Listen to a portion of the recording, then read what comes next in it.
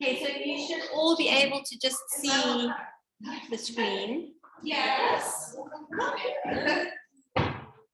I'm right on top of this. Yeah, I really like it. Oh my goodness. Okay, never mind.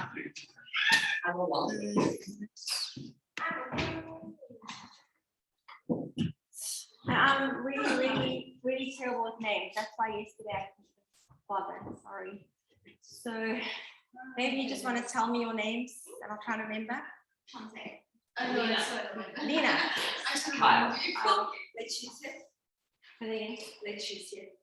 Oh, L-E-T-I-C, like that. What nationality is that? Brazil. Oh, okay. I'm Shannon. No, Megan. Okay, I'll try and remember. Probably the only one I'm going to remember is Tyler. Sorry. Okay. So, oh, hang on. Here comes somebody else. Megan is so sweet.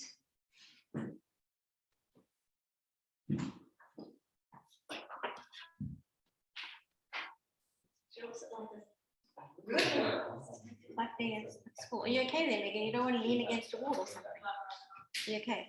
Okay.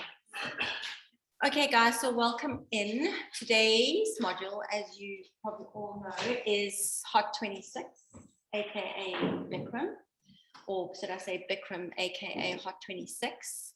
And so what we're going to do is we'll just talk about the man, Bikram Choudhury, who developed the sequence and how he went about that. We'll talk about the actual sequence, what it consists of. We'll go through each of the poses. There's 26 poses, and I'll explain all of this. We'll go through them one by one very, very briefly, because if we have to break it down, we'll be here forever. And that's why we do, Penny and myself do a Hot 26 teacher training, and we're running one here in September. It's 40 hours, 4 days. So thanks, Catherine. So we'll just run through everything briefly. And then to teach a whole class takes a while. So when I'm not going to teach like 2 of the postures like we would do in a proper Hot 26 class, I'm just going to get you to do the postures once so that you get a feel for how they feel. So you know sort of what you're talking about if you want to go and teach it. And the best way to do that is to feel it in your body. Okay. So, and please, you can ask me questions at any stage. I'm here so that you can pick my brain. We'll look at the different aspects of teaching in the studios. We'll look at everything. So if there's anything that you want to ask me, please just make a note or stop me or put it up on the chat if you're on Zoom, and I'll try and answer as many of your questions as I can. Okay. Right.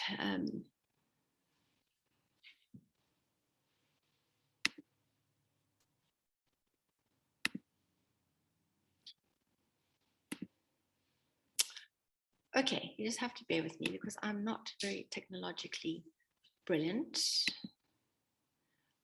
Play from the start. Okay, so lovely. Oh, oh my goodness. No, I don't want that. I want one at a time. No. Sorry, guys. Just give me a second. Oh, goodness me. This is harder than teaching yoga. Slideshow. I want to play from the start, but okay, let's play from current slide. Let's go there. Hopefully I'll just stay there. Does anybody know how to just, oh no, that's fine. Okay, oh, that's fine. Okay, I'm looking at my screen. I should be looking at that one. Okay, so we have this chap called Bikram Choudhury. Okay, that's where the name Bikram yoga comes from. And he practiced Hatha yoga. He was born in India, and then he practiced Hatha yoga in quite a few different countries around the world. And when he practiced Hatha yoga in Japan in the 1970s, do you all know what Hatha yoga is? No.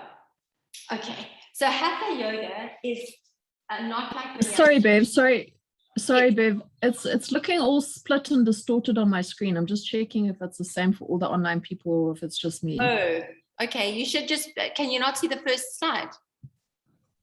It's broken in like 2 bits, so I can't see it properly. Hang on. Yeah, Janine says her too. Okay, give me a second. Before you changed it, yeah, that's good. Thank you. Okay, it's just because I'm not very good at computers and stuff. Okay, so Hatha yoga. Cool, thanks.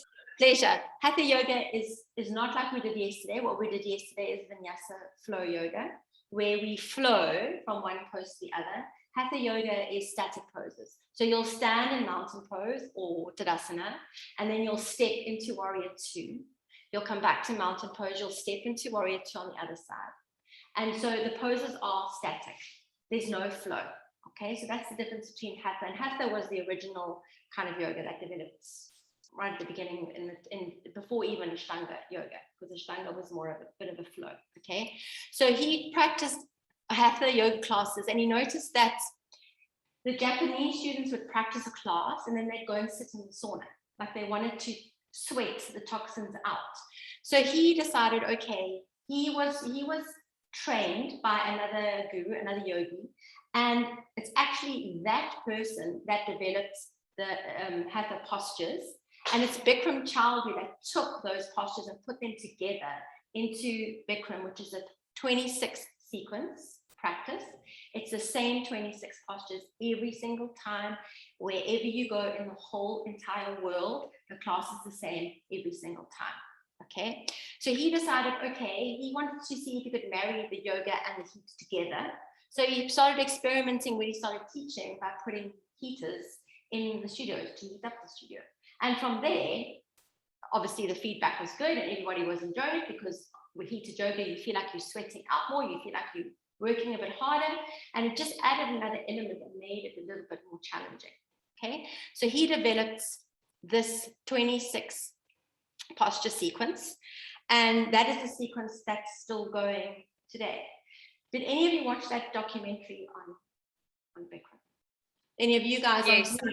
Okay. Yes. So that was quite interesting, because obviously he was accused of behaving inappropriately with ladies and almost bordering on sexual abuse. So he was kicked out of America, and he is still doing teacher trainings in Mexico and Spain.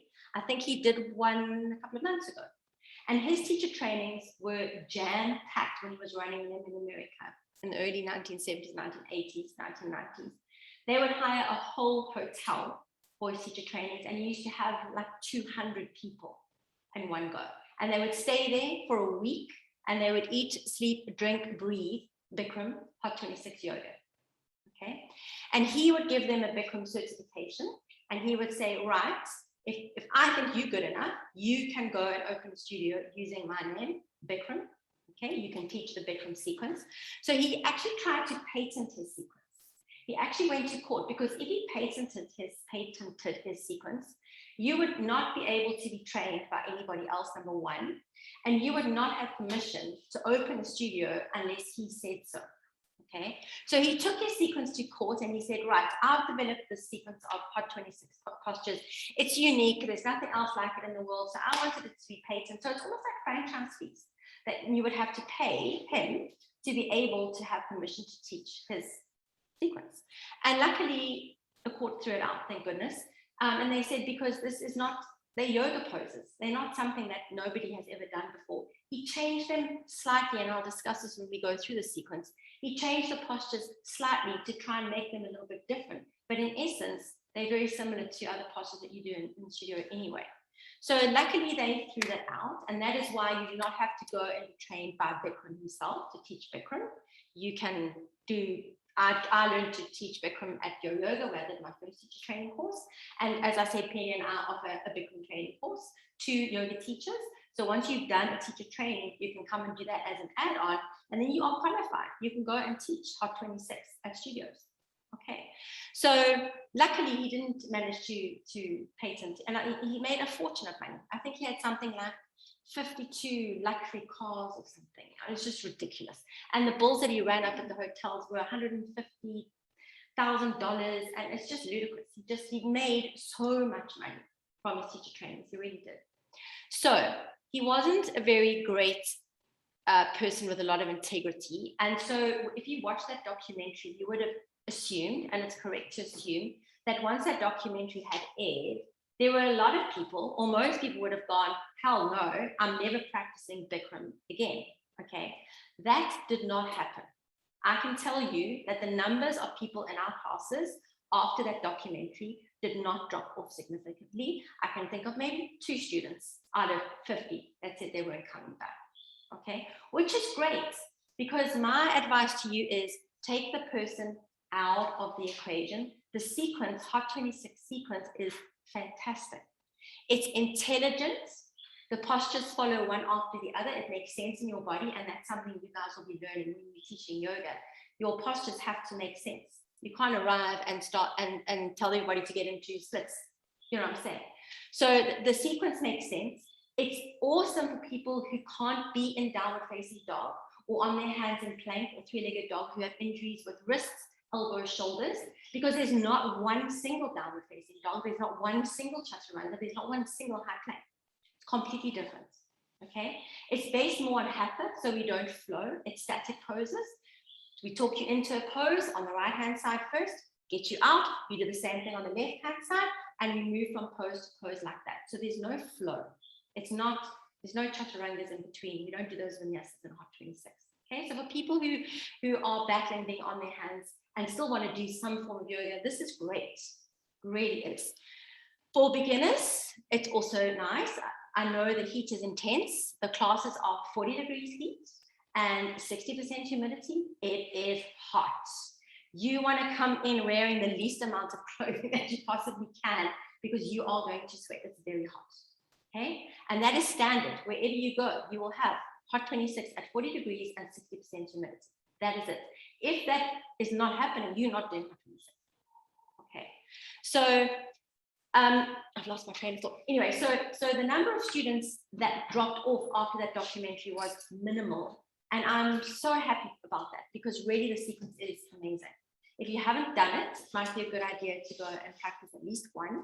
The heat is intense. But for beginners, as I was saying, it's quite a nice practice for them to start with, because again, how many people can do downward facing dog? How many people can do chaturangas? No beginners can.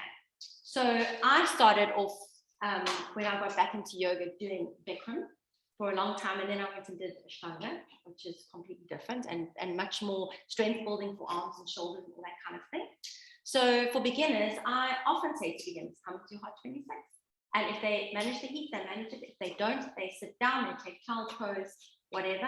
You just can't have people leaving the room, and you can't have people walking around, because it's a very, very focused practice. There is always a mirror at the front of the studio, and the students face the mirror, and your verbal cues fix their poses for them. So they're looking in the mirror all the time and adjusting according to your verbal cues to get into the pose a little bit stronger, a little bit better, a little bit more comfortable, whatever.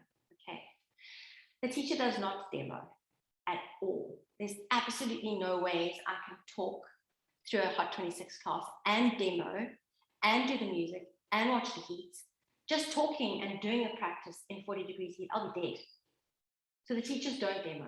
Okay. We stand and we direct verbal cues. So your verbal cue needs to be on point. We don't have a lot of time to do physical adjustments. It's very quick. I'll talk about that when we go into the sequence in itself. We don't have a lot of time to do physical adjustments. Most of it is verbal adjustments. Okay. We also don't have a lot of time to give people props. Okay, because there's the timing in Bikram, and I'll show you in a second, is very specific. And if you faff around and you're fiddling and you're trying to get everybody to have props or whatever, you're not going to finish in time. Okay, you're not going to get through all 26 postures. Okay, so having said that, the original classes were 90 minutes, hour and a half, and some studios still run 90 minutes. But as always in the Western world, everybody's short for time and everything gets shortened and cut. So now the classes, most of them are an hour. In the 90-minute class, you would do 2 sets of every posture. In the 60-minute class, the hour class, you do 2 sets of every posture up until a certain point, and I'll tell you what that is. And then from there on, we only do 1 set of the postures right until the end. So you're still getting the benefits, but you definitely get more benefit if you do 2, obviously, because you get to feel a little bit more every time you go in. Yes. In Cape Town, we can find, like, I don't know, just what I'm asking. We can find like the hot yoga the same way that he do.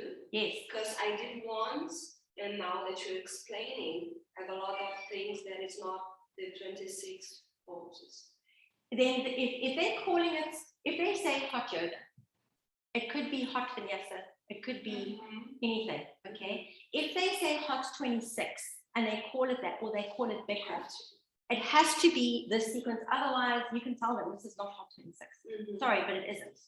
So what you may have done may have been hot yoga, in which case you can basically teach anything hot yoga, but it's not, it's not the hot 26 sequence. We can find the hot 26 here. Okay? Yes, Yoga Spirit teaches it, Your Yoga teaches it. So yes, you can book and go. Yoga Spirit is probably a good studio to practice it at. Yoga Spirit. Yeah, they've got a very good heating system, so the heat stays constant, and they've got the humidity. Some of the studios are doing away with humidifiers and they're using infrared heating, like what Catherine's got. Okay, so you're missing out on the humidity. You'll still get the heat, which is fine, but you're not going to get the humidity. So for a real true experience, you need to have both. And so there's very few studios that have both. I can only think of one, Yoga Spirit. Yoga Life as well. Yeah, they will. And you can't have infrared. Yes, they do. And you can't have infrared and humidity because you'll cause a fire. Okay, you can't have infrared and humidity. You could have the gas heating system, which is the way a lot of the studios have done it, which is the way Yoga Spirit and Yoga Life do it. Then you can have humidity, but if you've got infrared, you can't have humidity, can't have humidifiers. Okay, so if you want the true experience, find somewhere that has heat and humidity, so you can get a feel for what it really is like. Okay, so we have this chap, Bikram Chowdhury, and he develops the sequence and he tries to patent it. He doesn't get away with it. The only thing that really changed after that documentary was that studios in Cape Town and I think all over the whole world changed the name from Bikram to Hot 26. Okay, so we don't, if you're looking on a schedule, don't look for Bikram, you won't find it. Look for Hot 26. Okay, just to avoid some of the stigma associated with Bikram Chowdhury himself, but the sequence is amazing. It really is. Okay. So there he is, not a very clear picture, but there he is, and he's doing quite an intense adjustment on somebody. So I think he was quite intense in his adjustments. He was very intense in his teaching. You had to do, especially if you were learning to teach Bikram Hot 26, you had to be able to do every single pose almost perfectly, which is difficult, and you'll see when we do the sequence. There is also, we only look at Bikram 26 postures, but there is an advanced Bikram, which is 84 postures, which I've had a brief look at. I've never practiced it, I've never done it, I've never seen it taught anywhere, I've just seen it online. So if you guys want to delve in a little bit more and go and do some of your own research, that would be great. But we just sticking to the 26 postures, and that would be a very advanced version of your camel Ustrasana, which is your peak pose in your Hot 26 sequence. Okay, so yes, and you can see he taught in barely nothing, which is interesting, but anyway, each to their own. Yeah, just a word of caution, just be mindful of adjustments that you do. I don't think that would be a very good adjustment to anybody else. Okay, just saying. Okay, so getting onto the sequence itself. Does anybody have any questions? No? Okay, so getting onto the sequence itself. Maybe I should just take this off for me a second. Okay, so if you have a look at that, that's a timing sheet. Okay, so you can see the names of the poses. You can see the English names. He also gave the poses Sanskrit names, which we'll talk about. The first set and the second set of the pose are all held for a different amount of time. Okay, so for example, the first set of Artichondrasana half moon is held for between 45 to 60 seconds, and the second set is between 25 to 35 seconds. Okay, and every single pose is like that. Every single pose is a certain amount of time that you have to hold it for. You need to learn those timings, and you need to make sure you follow those timings as best as you can. Otherwise, number one, you're going to cut the class too short because you aren't giving them long enough on the posture. Or number two, if you take too long, you're going to run out of time and not going to finish the sequence. Okay, so in the middle of the sequence, there is a little Shavasana, okay? Question number 4. So if I'm teaching, I'm going to use an hour because it's easier. If I'm teaching an hour class, I have got 40 minutes working through all the first poses, standing poses to get to Shavasana. I then have a 2-minute Shavasana, and then I have approximately about 20 minutes or 18 minutes or whatever to finish the rest of the sequence. So if I'm teaching an hour class, I'll start at 5 o'clock. By 20 to 6, if I'm not in Shavasana, I've done something wrong, okay? Timing is specific. The people that practice Hot 26 often will know if you've held them in Artichondrasana to the right for 1.5 minutes and Artichondrasana to the left for 20 seconds, and they're going to be angry. Okay, so you need to get the timing correct, and you can't walk around looking at your watch. That's not going to work. How do you do it? Okay, I'm going to tell you. You can't walk around looking at your watch. Why? Because you verbally cue it. So you're supposed to be watching, I can't go, okay, 30 seconds after drink. You'll drive yourself mad. Plus you've got the music, plus you're watching the heat, plus you might need to turn the humidity off or switch it on, turn the heat down a little bit or turn it back up. There's a lot of things that you need to organize. The way that you learn the timing is you get into a posture or you teach somebody the posture. I talk quite fast. Other teachers talk much slower. So I will time how long does it take me, or does it take me, how many cues do I give in 30 seconds? Okay, at my speaking voice when I'm teaching. Maybe for me it's 5 cues. So if I give 5 cues, I know, okay, that's 30 seconds. Then we switch and we do the other side, and I'll give 5 different cues, but I know my cues will take me to approximately 30 seconds. So I know that I have more or less, I mean, you're not going to get it perfect every single time, but you do your best to keep them in that pose for the correct amount of time. When you do it more often, when you're teaching it more often, it just becomes, you get it, because you just know that Artichondrasana is longer, and first dancer's pose is 1 minute, second is 30 seconds, and that's quite a nice one to time. I always time the second set, because it's easy. They've done the first set, and then I just let them do the second set in silence. So that's probably about the only one that I do time. The rest of it is all just done by purely how you cue. Okay, and if you cheat people out of it, people that do Hot 26 Bikram, oh, I promise you, they do it every single day, and they don't do anything else.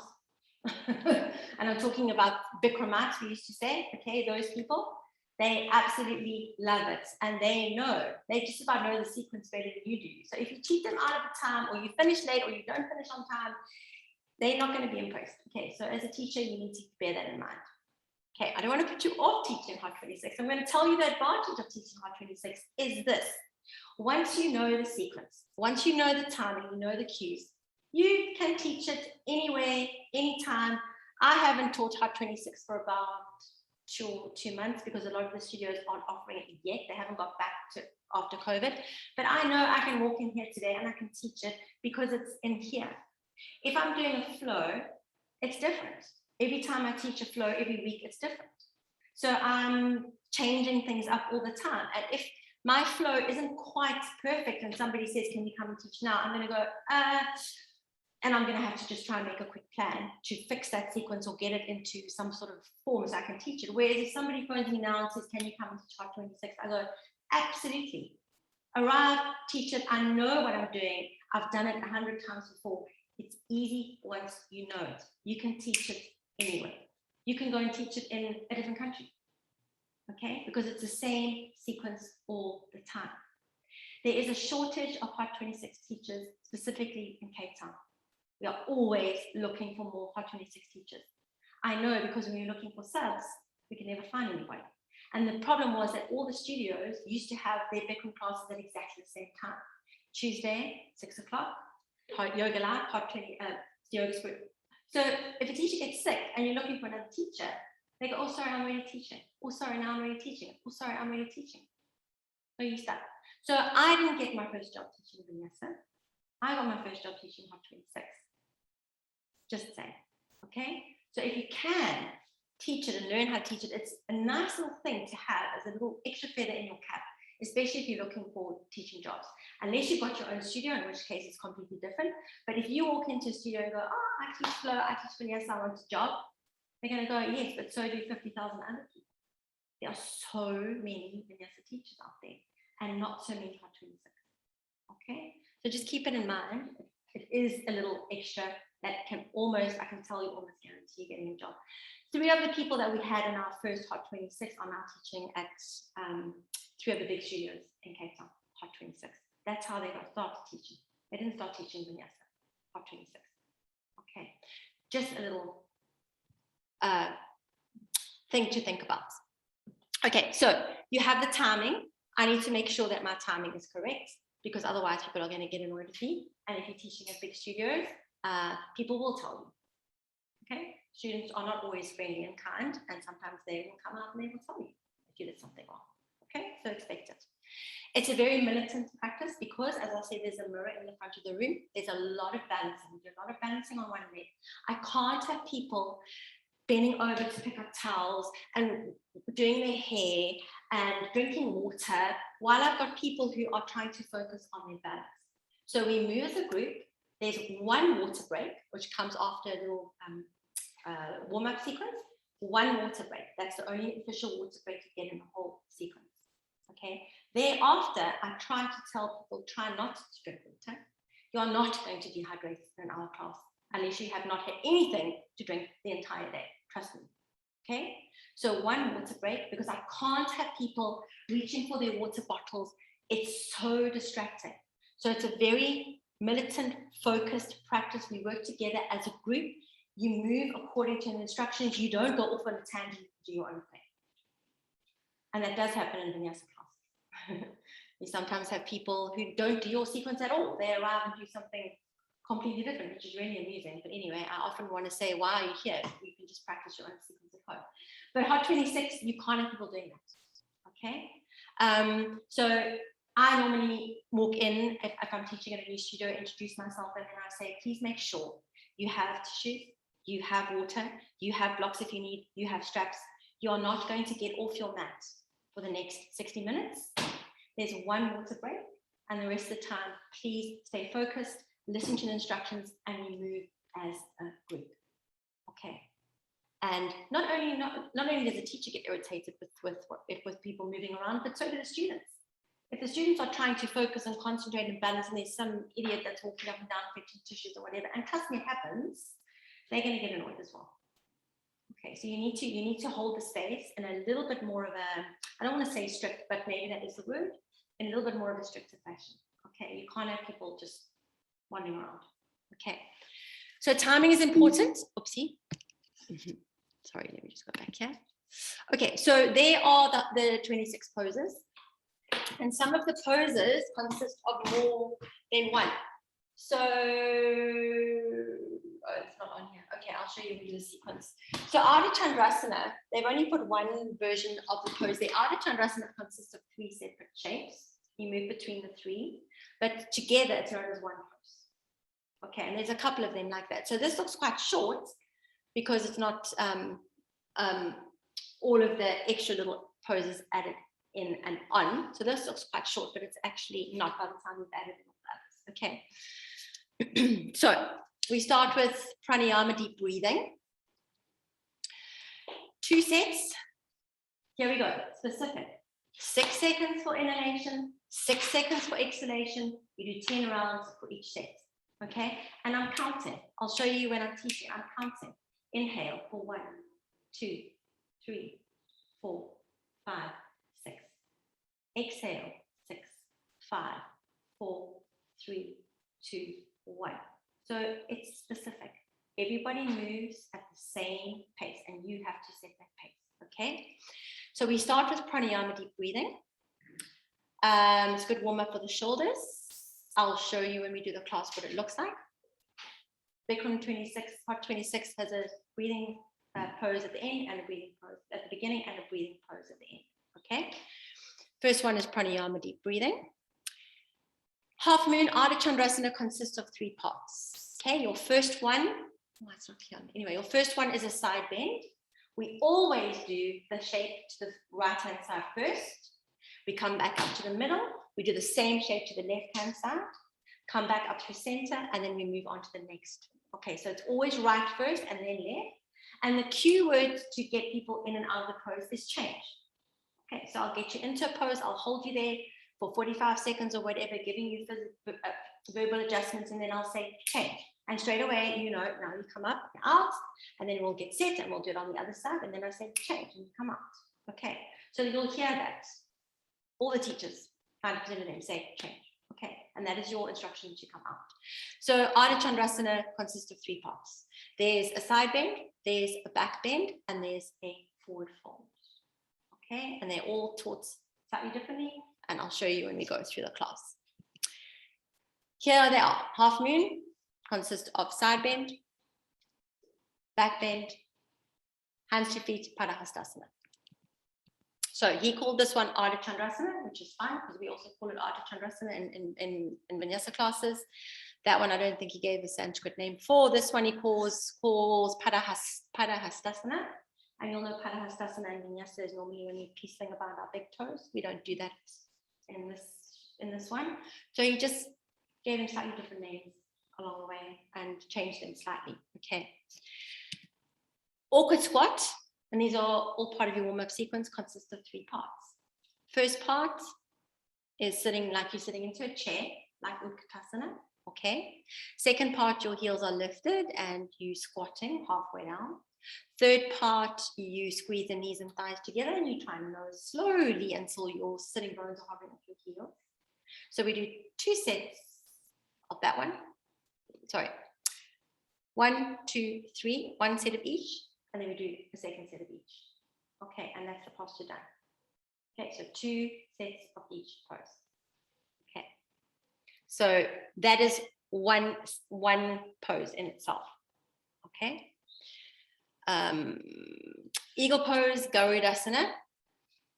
It looks a little bit different to ones we do in Vinyasa, or how I would teach it anyway. Normally in eagle, you guys can tell me if you teach it differently, we tend to instruct to lift the elbows up and get your upper arms parallel to the floor. Okay, this is different. He instructs that you have a little bit of a hip hinge, so you're leaning forward at the hips a little bit, as you can see, and you pull the arms down towards your belly button. Some people cheat by moving their fingers forward, and that's not actually what you're supposed to do. And the idea is that some people start and they can't get their fingertips down. And as the shoulder muscles open up, the rhomboids and the trapezius and the lats, whatever, around the shoulder joint, eventually you can get your elbows low enough so that you can see your eyes above your fingertips in the mirror.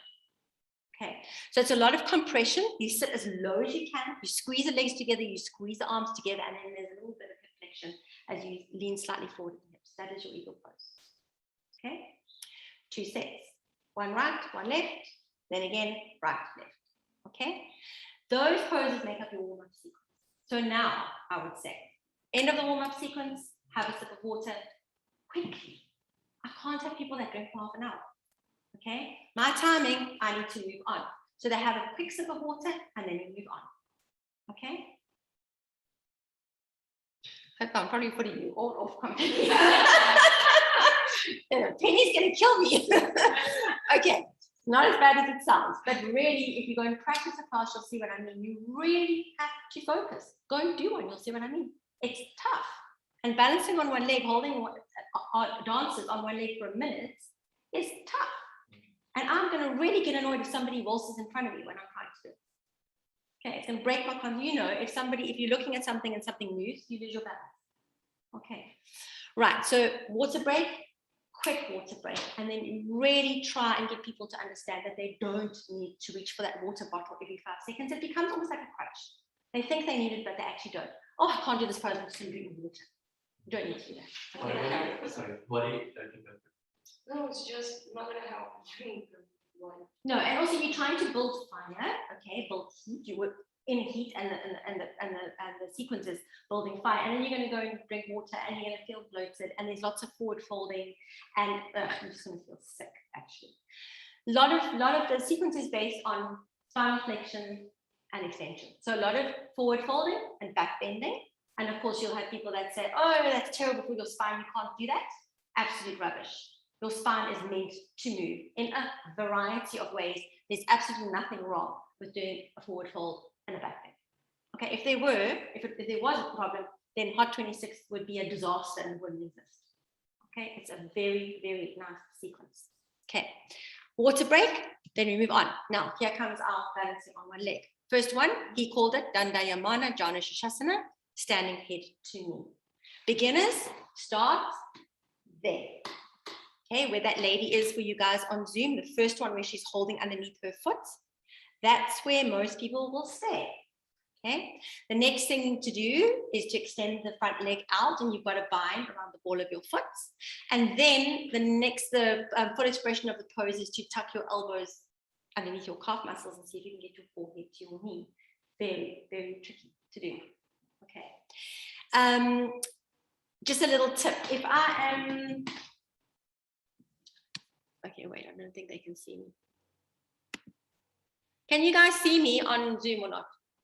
Or can you only see the screen share? Yeah. Can you see me? Yeah, we can see. You can see me. Okay, great. Okay, I'm just going to show you something quick. So, can you see me if I stand here? Okay, so if I've got somebody that is doing standing separate head to knee, okay, it's a very specific bind underneath the ball of your foot. And then I'm going to have that person kick the leg out, okay? The idea is to get that leg parallel to the floor and straight. If I am doing this, where do you think I'm going to feel it? Which is not good.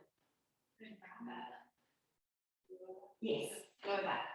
Okay? So you try and encourage people, if they are doing that version, they think that's perfect for them to do that. No, you tell them to come out and come back to the first pose, and they work it slowly, week by week, if they're practicing often, until they can get that front leg straight parallel to the floor. That's important. Okay. Very difficult. I find this pose the most difficult out of the whole sequence, actually. Okay, so standing head to knee. That's your first balance on one leg. Oh, man. Second one is your dancer's pose. Okay, also on one leg. A little bit different to dances that you would do in a vinyasa class, in that the instruction is to try, can you see her hips are facing straight down? In a vinyasa class, we let people open up their hips a little, they can get the leg up higher behind them. And the idea is, if you're looking in a mirror, you're going to see your foot above your head in the mirror, directly above your head. And you can, it's amazing if you can do it well enough. Okay, so that's the idea of dancer's pose. He called it Dandayamana Dhanurasana. Okay, just so because he had all these different names as well. That's another reason why he wanted to paint into sequence. They're different names, they're unique. No one's ever thought of this stuff before.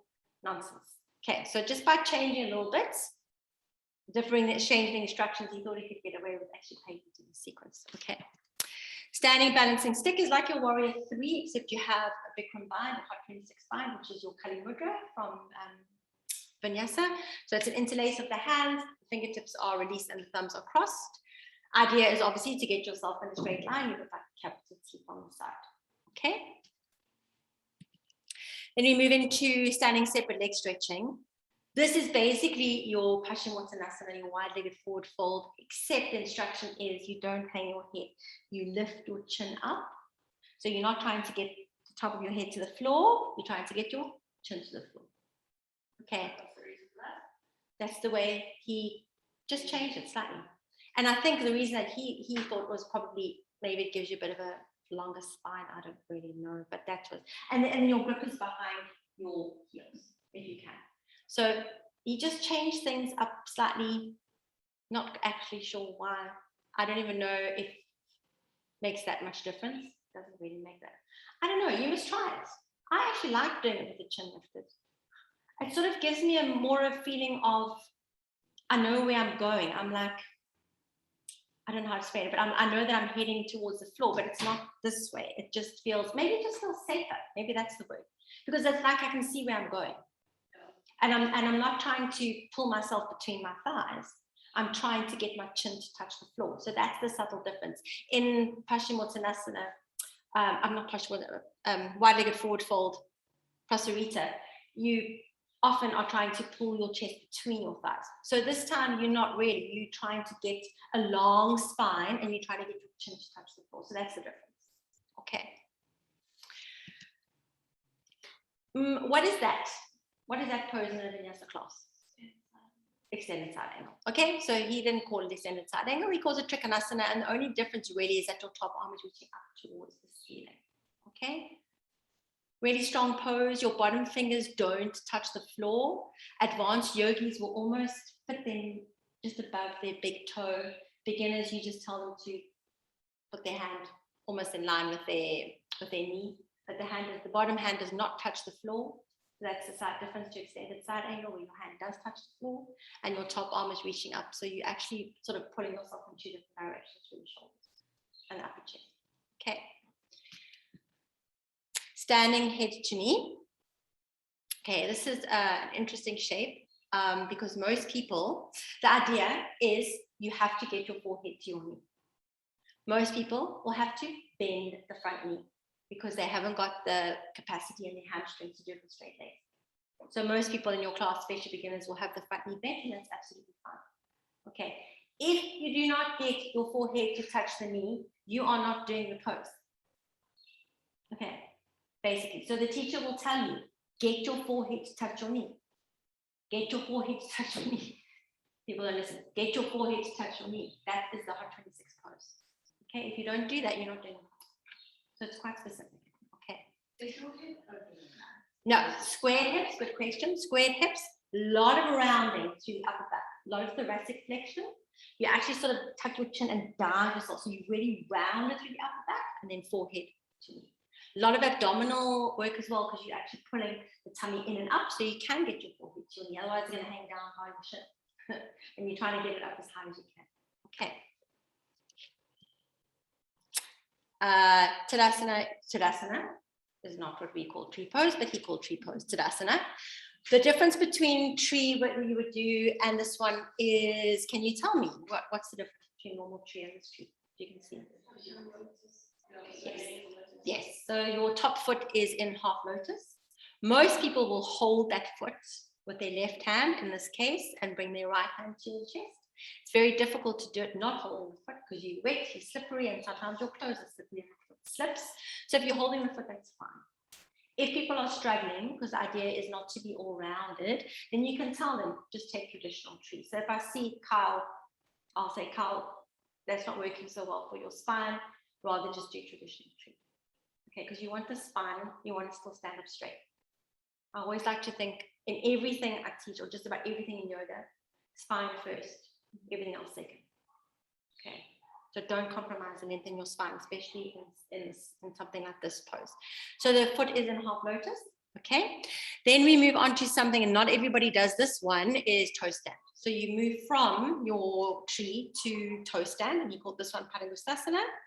And so people with knee injuries mustn't do this, because with your leg in half lotus and lowering to the floor and dropping your sitting bones down, there's a hell of a lot of pressure on the knees. You are supposed to use your hands, but there's still pressure on the knees. Okay, so I would instruct people with knee injuries or knee issues, please don't do this. Okay, so this is quite a challenging pose to do. Not many people will do it. I think in a class of 20, maybe 5 will do it, just because it's challenging, and I think people are a little bit nervous as well. It's quite scary to fold forward with your one leg up, and it's tricky. Okay, right. Yes. What do you do as a variation for that if people aren't with it? They stay in tree. Okay. Yeah. Good question. They say everybody else stays, and then you say the people that want to go into toe stand, you can go now, and then you instruct them how to get into it. You tell them what to do when they're in it. You tell them how to get out, and everybody else just waits. So those people that are staying in tree are going to be holding for quite a while, which is fine. It's not such a hectic pose. It's not like he's holding, I don't know, one-legged crow or something. Okay, so that is the end of the standing sequence. Then I go into Shavasana. Okay, so by now I must know it's 40 minutes if I'm teaching our class. Okay, 40 minutes. And also if I'm teaching an hour and a half, because the time is all the same. This Shavasana, you turn around and you face the back of the room. So my feet are facing towards the back and my head facing towards the front. So the instruction is turn around. So not like Shavasana when we end a vinyasa class, we all just lie down. The Shavasana, you turn around. Okay, and your eyes are open for this Shavasana, and it's quite a contained Shavasana. So your heels are together and your arms are really close to your hips. Okay, and that Shavasana, if you have got time, is 2 minutes. If I'm running out of time, I can cut it a little bit short. And if I've got a little bit of time, I can leave them a little bit longer. Okay, so that's where you have to sort of navigate your time a little bit. And you have the opportunity. If I'm running out of time, then they get like a 10 seconds to Shavasana. Just kidding. Sometimes you have to make it a little bit quicker. Okay, so now in order to get myself back up, to turn around, to carry on with the sequence, we do a Bikram sit-up. Oh, sorry, before that, sorry. Poses on the back, sorry, you still face the back of the room, wind removing pose for Untitled. One leg in first, right, left, and then two together. Okay, not really difficult. Okay, so we do that. Then we do a Bikram sit-up. Okay. Bikram sit-up, your arms are above your head when you're lying down, you cross just your thumbs, you flex your toes. You take a breath in, you hold that breath, you sit up to 90 degrees, still holding that breath, and then you do a double exhale as you reach for your toes. So it sounds like this. Okay. That's your Bikram sit-up. Then you say, turn around, face the front, and lie down on your tummy. So we can start our side series. Okay. First pose is Cobra. Please don't look at the way she's lifting it up. That is so uncomfortable. So it's like your Bhujangasana that you do in Vinyasa. Your hands are underneath your shoulders. Same thing. When you come out of Cobra, your resting pose is left ear on the floor. You're looking towards the right. The hands are down alongside you. Your big toes touch and your heels flop out. That is the resting pose in between. Okay, you rest, quick little rest. Then we move on. Half locust, Shavasana. First part is lifting one leg up at a time. Your arms are underneath you. It's very uncomfortable. Okay. Second part is kicking your legs up. And if anybody can kick their legs up that high, fantastic. It's hard. Okay. When you come out of that, right ear is on the floor. You're looking to the left. Hands are down. Big toes touch. Heels pop out. Rest. Okay. Next one, full locust. Everything up. Arms, legs, chest, everything. You come out, left ear on the floor, look to the right, hands down, big toes touch, heels pop out. Okay? So you have to remember, looking that way for the first one. And everybody looks in the same direction. So if you have somebody that's looking right or left, you just say, Shannon, won't you please just look in the opposite direction so that you're not staring into somebody's eyes? Which is intimidating. Yeah, exactly. Okay. So everybody likes a little bit of personal space sometimes. Okay. So we've got that. And then we move into bow pose, Danyarasana. That's an incredible bow pose. Most of you will have your arms in extension and not flexion like that. Okay. Except if you have you got incredible shoulder flexion? Yeah. Oh, I'm so jealous. Oh, I'm so jealous. That's forever work in progress. Okay, so 4 back bending poses. Then you rest. Okay, it'll be right here on the floor looking towards the left. Okay, and then you push yourself up into a seat and you move into fixed firm pose or Supta Vajrasana. Most people will probably stay sitting up because it's very uncomfortable for their knees. If people can get down into the full expression, the people that can do it absolutely love it. And they stay there for ages. So it's quite a long hold, it's 40 seconds. And the people that can get into this pose love it. Some of them stay, some of them in classes I've taught before have stayed down there while we have come out, turned around, lay in Shavasana, did a sit-up, turned around and come back into it, held it again, and then come out, then they only come out. Which is really, wow, I could never hold it for that long. But there are some advanced practitioners that do that. They just stay there, they love it. It's very uncomfortable for me. So, okay, so fixed firm pose, then sit up, turn around, Shavasana, Bikram sit up, turn around, face the front. Sorry, is the back of your head resting on the mat or on your arms? No, on the mat. You just got your arms above your head. And you can actually instruct people when they're sitting to have their arms above their head. And you do the same thing when you're lying down and you lift the chest up. So it's a little bit of an upper back bend. She's got a hell of a back bend in her lower back. That would kill my lower back. So I wouldn't be able to do that. It's more, you're more of an upper back bend, but you will take it a little bit into your lower back. Okay. So don't. No. Just we only do one removing pose once. So from now on, I like to think of the Shavasanas and the sit-ups as almost like your vinyasa. It's like a little reset before you move into the other shapes. Okay, so instead of doing chaturangas, we're doing Shavasana and Bikram sit-ups and then moving into the next pose. Okay, so you sit up, you turn around, you have a Shavasana, quick little Shavasana is only about 10 seconds, so we don't allow it for ages. Sit up, turn around, face the front, and then we go into our kneeling poses. Half tortoise, Artichondrasana is basically a fancy child's pose. Your arms are out in front of you, your palms are touching, your thumbs are crossed, and you're straightening your arms so you're getting them off the floor. So it's quite active in the arms and the shoulders. But other than that, I mean, if you had to have your hands flat, it would be child's pose. And your knees are together. So you took your knees out wide and had your hands flat, it would be child's pose. Okay. And between each set, when you're doing 2 sets, you turn around. Shavasana, sit up, turn around. Okay, so I would do 1 set of, when it comes to these, half tortoise, I would do 1 set. Turn around, Shavasana, sit up, turn around, face the front, second set. Turn around, Shavasana, sit up, face the front, next pose. Okay. Quick, like 10 seconds. Yeah, not for long, not for long. Okay. Next one is your peak pose, which is camel or Strasana. Okay, nothing really fancy about that. It's a normal, except I would instruct not to drop the head back so far. So by the time you get here, your body is well prepared. Okay, not that you are going to magically do camel if you haven't been able to do it before, but your body should be more prepared to get into this. Okay, so we do 1 set of camel, we turn around, Shavasana. Up, turn around, second set of camel. I think you guys get that. Okay. And little tip, if I'm running out of time, I may leave 1 or 2 of those Shavasanas out, but I will never leave the one after camel out, because camel's hectic.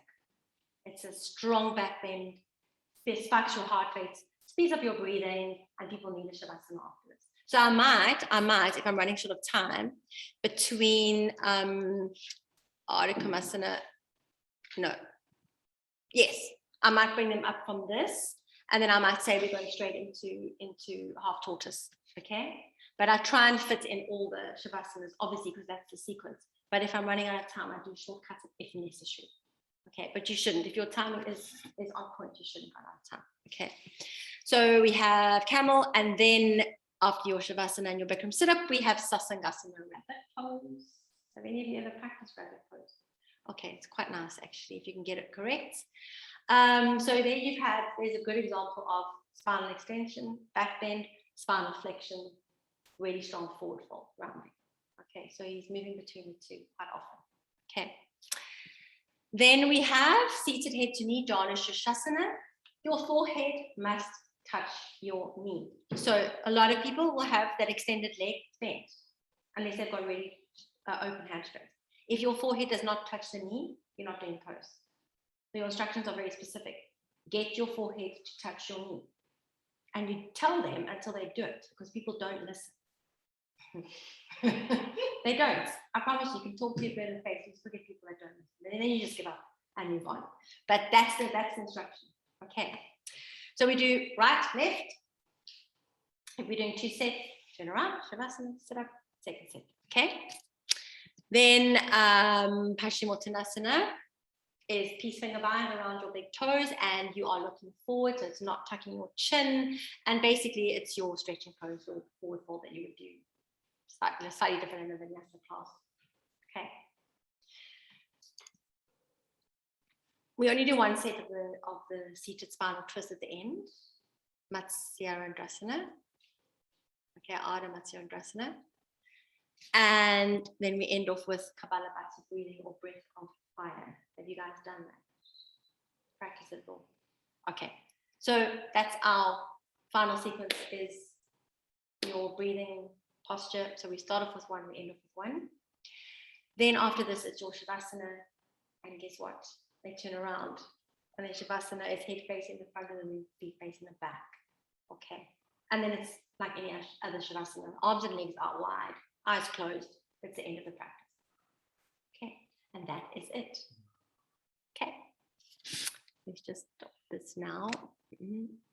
Okay, any questions about anything so far, guys? Oh, sorry, there's some. Let me just see these. Okay, Okay, any questions? Anybody on Zoom got anything they want to ask? No. Anybody in studio got anything you want to ask? No. Okay, good. Maybe you'll share that presentation. This is being recorded, yes, and it does go up on the YouTube Okay. channel, which I think Catherine will give you access to. Yeah.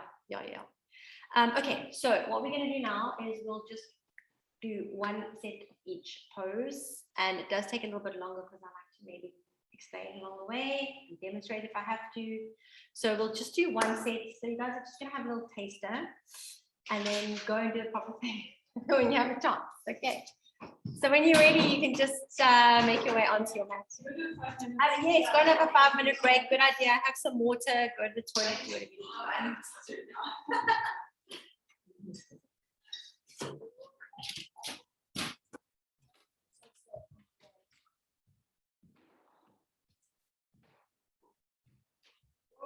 so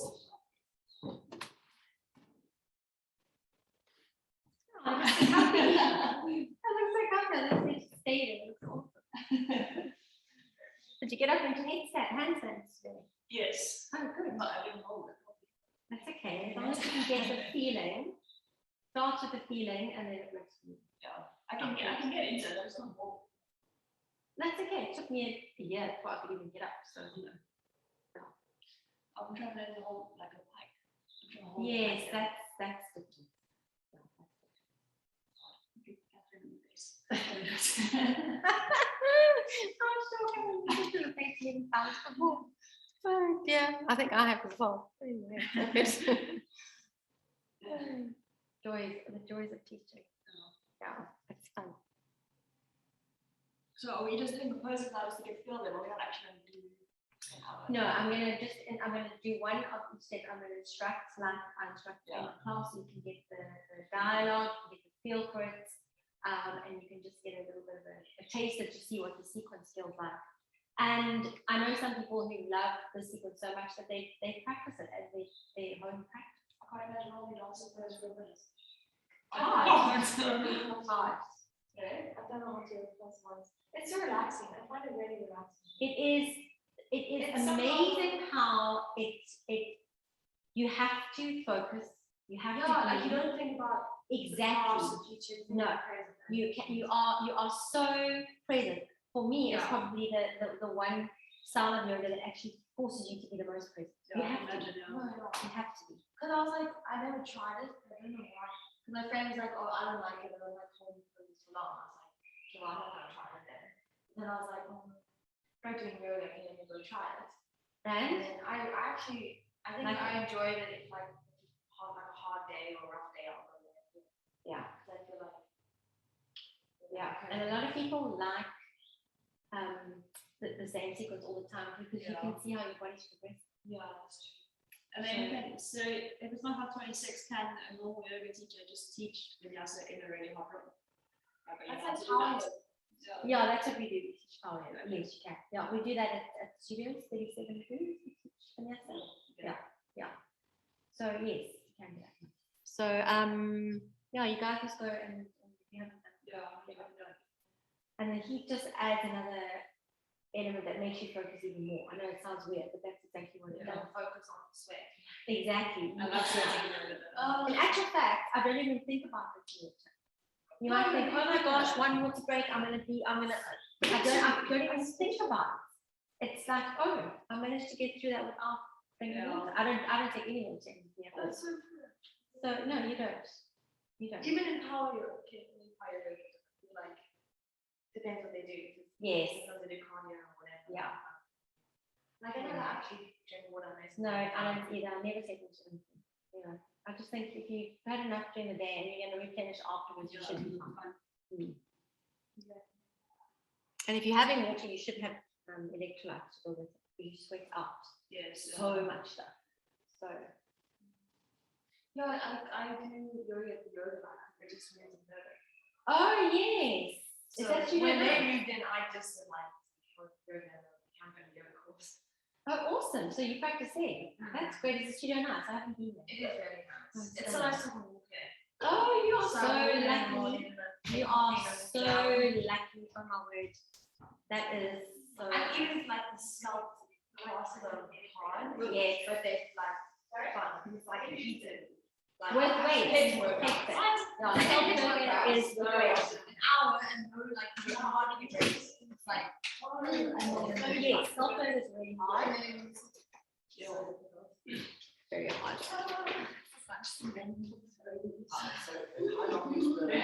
Course that you're doing in September? It's Thursday, Friday, Saturday, Sunday, so 4 days. 4 days. Yeah. Okay. So we And made 8 hours a day. yeah, the whole day, So and it's we nailed it for 4 days and then we're done. online and in person? We haven't really decided. I think it's better for us to run in person. Are you? But I won't say no because you guys. I think if you've done a teacher training course with Catherine, you are good to go. So I think online should be fine. You know, I think that's the way things are going. Yeah. With after COVID and everything, and it opens it up to people overseas as well. So yeah. So we wouldn't say no. I would prefer in the studio, but we won't say no to online.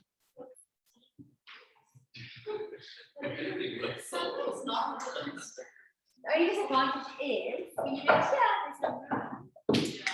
So you guys have to really focus more on your body, which is not such a bad thing. Let's see how we go.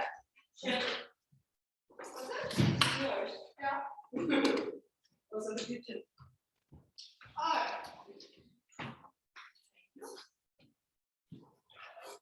Okay. Okay, is everybody?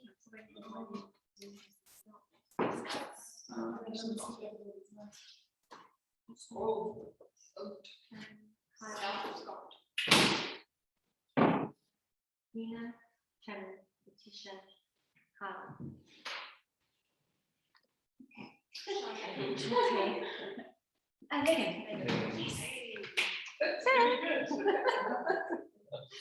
Oh dear. Oh.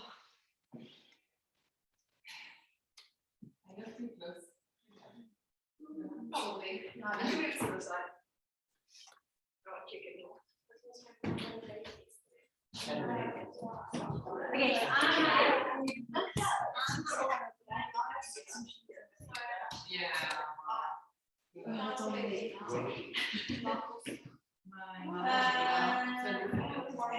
so Sorry.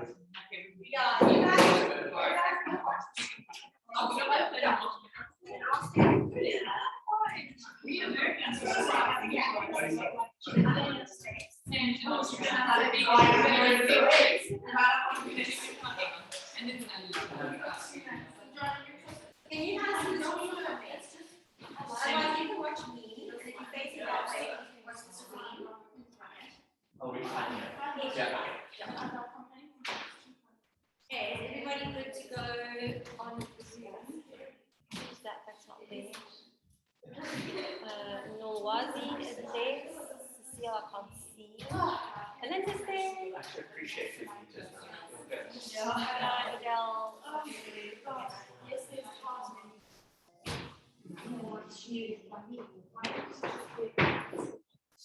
I mean, one of the things like this and my This small yeah. Oh. The nerve is so complicated. No.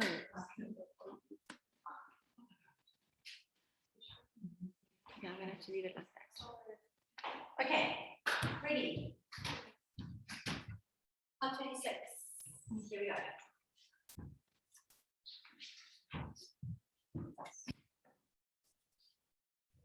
Okay.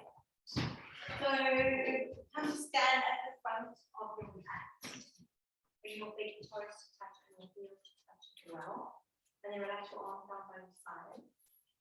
And just take a moment to roll out your shoulders, shake out the fingers. You want to bow your chin down, you can close your eyes for a few minutes if you can. Start to find some stillness in the mind. Maybe a bit more conscious breath.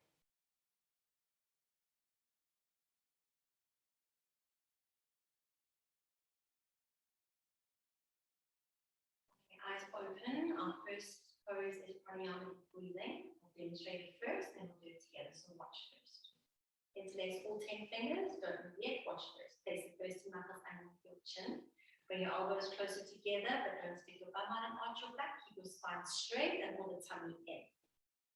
Into your lunge. Don't go yet. You'll inhale, you lift the elbows up for 6 seconds. You're breathing in all the time until you get your elbows as high as you can, and then you pause. And I'll cue that. Your inhalation is through the nose. Your exhalation, you open your mouth. As you breathe out, you tilt the head back. You bring wrists, forearms, and elbows to touch. Notice your elbows are away from your chest and are hanging down. And you pause. Okay, then we go again. Inhale for 6 seconds, and I'll talk you through all of this. Exhale, head goes back, open mouth. Exhale, elbows, forearms, touch. Okay, we'll do one set. So it's 10 rounds, 6 seconds each. Okay, let's go. Interlace all 10 fingers. Place the first two knuckles underneath your chin. Elbows a little closer together. Shoulders down and tummy in. Empty all the air out of your lungs. Let's begin. Inhale for 1, 2, 3, 4, 5, 6. Pause. Exhale, 6, 5, 4, 3, 2, 1, pause. Inhale, 1, 2, lift your elbows up, gaze forward, your chin comes down, back to the middle as you breathe in, elbows lift up. Exhale to open mouth, breathe it out. As you're breathing out, you bring your wrists, forearms, and elbows to touch, and your lungs empty as soon as your elbows touch. Let's go again. Inhale slowly as you breathe in. You let the chin come down. You keep the knuckles pressing into the chin. You gaze forward and you lift your elbows up, arms straight in your face. Exhale, let the head go back. Breathe out through the mouth. Slowly, wrists, forearms, elbows touch, and you hold on empty. Inhale for 1, 2, 3, 4, 5, 6. Pause. Exhale, 6, 5, 4, 3, 2, 1, elbows touch. Inhale, you guys are getting good. Chin comes down slowly with the knuckles connected to the chin. Lift the elbows up with your forearms frame your face and pause. Exhale, head goes back, open mouth, stand up tall, shoulders down, wrists, forearms, elbows touch, pause on empty. Inhale for 1, 2, 3, 4, 5, 6, and hold. Exhale, 6, 5, 4, 3, 2, 1, pause. Inhale, we'll do one more round. So drop the chin down, huge breath in, elbows lift all the way up, full lunge, you hold. Exhale, open your mouth, side out, head goes back, spine is straight, wrists, forearms, elbows connect, pause on empty, and change. Well done. Hands up by your sides. You can check out your fingers, you can roll out your shoulders. Good. Okay, Artichondrasana warm up. Take your arms above your head, arms touch. And you're going to take a little bind here. So interlace all your fingers, release the index fingers up towards the ceiling, keep your thumbs crossed. Okay, we do a little warm up first. So as you breathe in, stand up nice and tall with the fingertips to reach up, and then lean over towards the right hand side on your breath out. And then come up through the middle as you inhale, lengthen, and then over towards the left hand side. In your own time, you check the body from side to side. So just get a feeling of how that feels. If you want to add in a little bit more, you can fold forward, taking your arms down in front of you. When you're at the bottom, you can bend out the legs, you can do some squats. So just a little warm up for your body. And for the rest of the sequence, your lips stay sealed and you breathe in and out of your nose.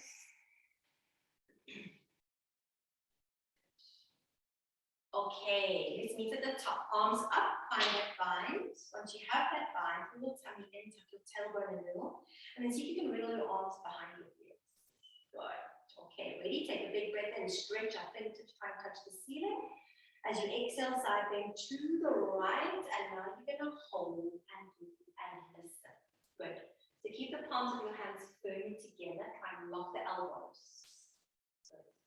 Can you nudge your left arm slightly forward on the side? Your right arm. Sorry, Bev, could you come a little closer? Oh, I'm just struggling to hear you.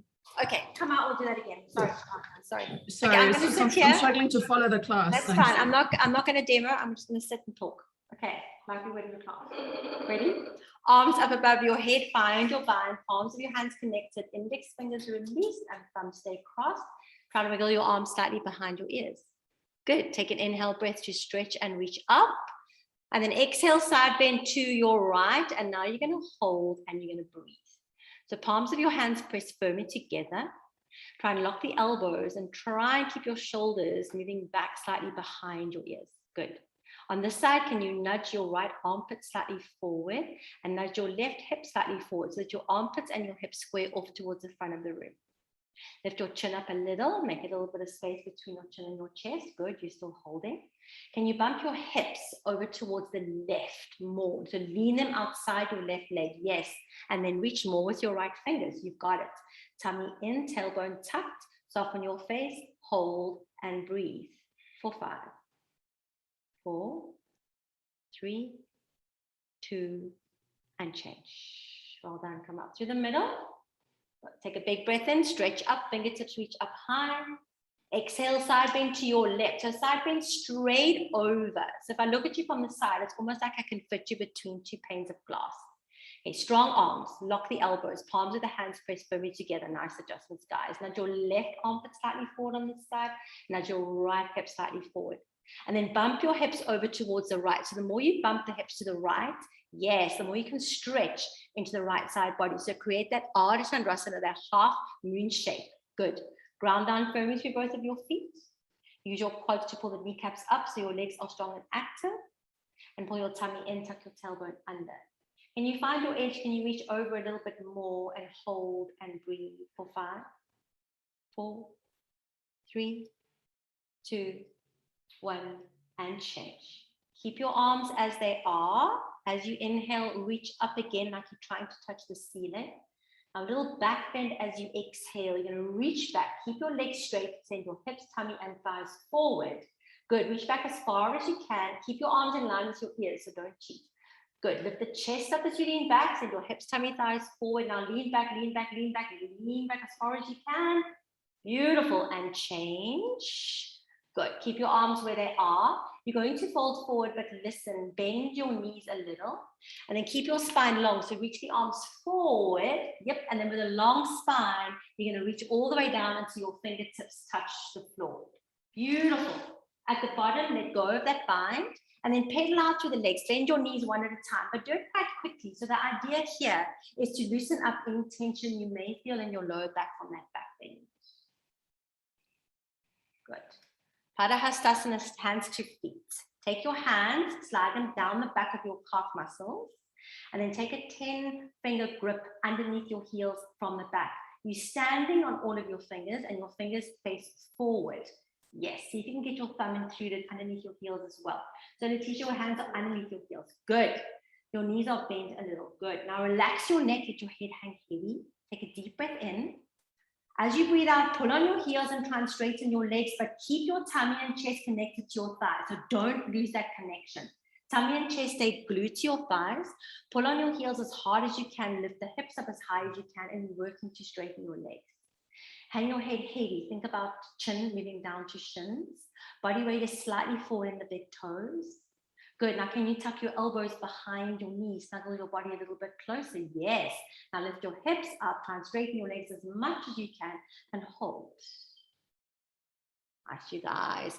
Change. Bend your knees, reach forward. Take that bind with your fingers. Keep your spine long. Reach the fingertips forward and then stand all the way up with a nice straight, flat back. Yes. And then relax your arms down by your sides. Catch your breath. Lips are sealed. Breathe in and out of your nose, but check that you're breathing. Well done, you guys. Okay, Goridasana, awkward squat. Step your right foot out about 6 inches on the mat. So step it out about hip width distance apart. If you need to measure, take both of your fists, bend down and measure the distance between your toes. You should have 2 fists that fit between your big toes for the correct alignment for your feet. Yes, good. Okay, stand up straight. Keep your feet like the number 11 so the outside edges of your feet are parallel to the outside edges of your mat. Okay, take your arms and lift them up to point straight in front of you so that they're parallel with the floor. Arms in front of you to shoulder height. And you lower your hands slightly so that they slightly underneath your shoulders. Good. Okay, soften your face. Take a deep breath in. As you breathe out, sit down like you're sitting into a chair behind you. Stick your bum out and send your sitting bones back and down. Now you hold. Don't drop your arms. You keep them parallel to the floor. Look at your knees for a moment. Check that they're not collapsing in or out. Yes, keep them parallel to each other. Good. Now gaze forward. Get your chin parallel to the floor. Even though you're reaching the arms forward, can you move your shoulders back and down? Good. Body weight is slightly back in your heels as you sit the sitting bones even a little bit lower. And then lift your chest up a little so that you're not hanging over your legs. And then you hold and you breathe. 3, 2, 1. Change. Straighten your legs, stand up, keep your arms where they are. Second part, lift your heels, balance on all 10 toes, your legs are straight. Take a deep breath in. As you breathe out, bend your knees and start to lower yourself down with your heels lifted.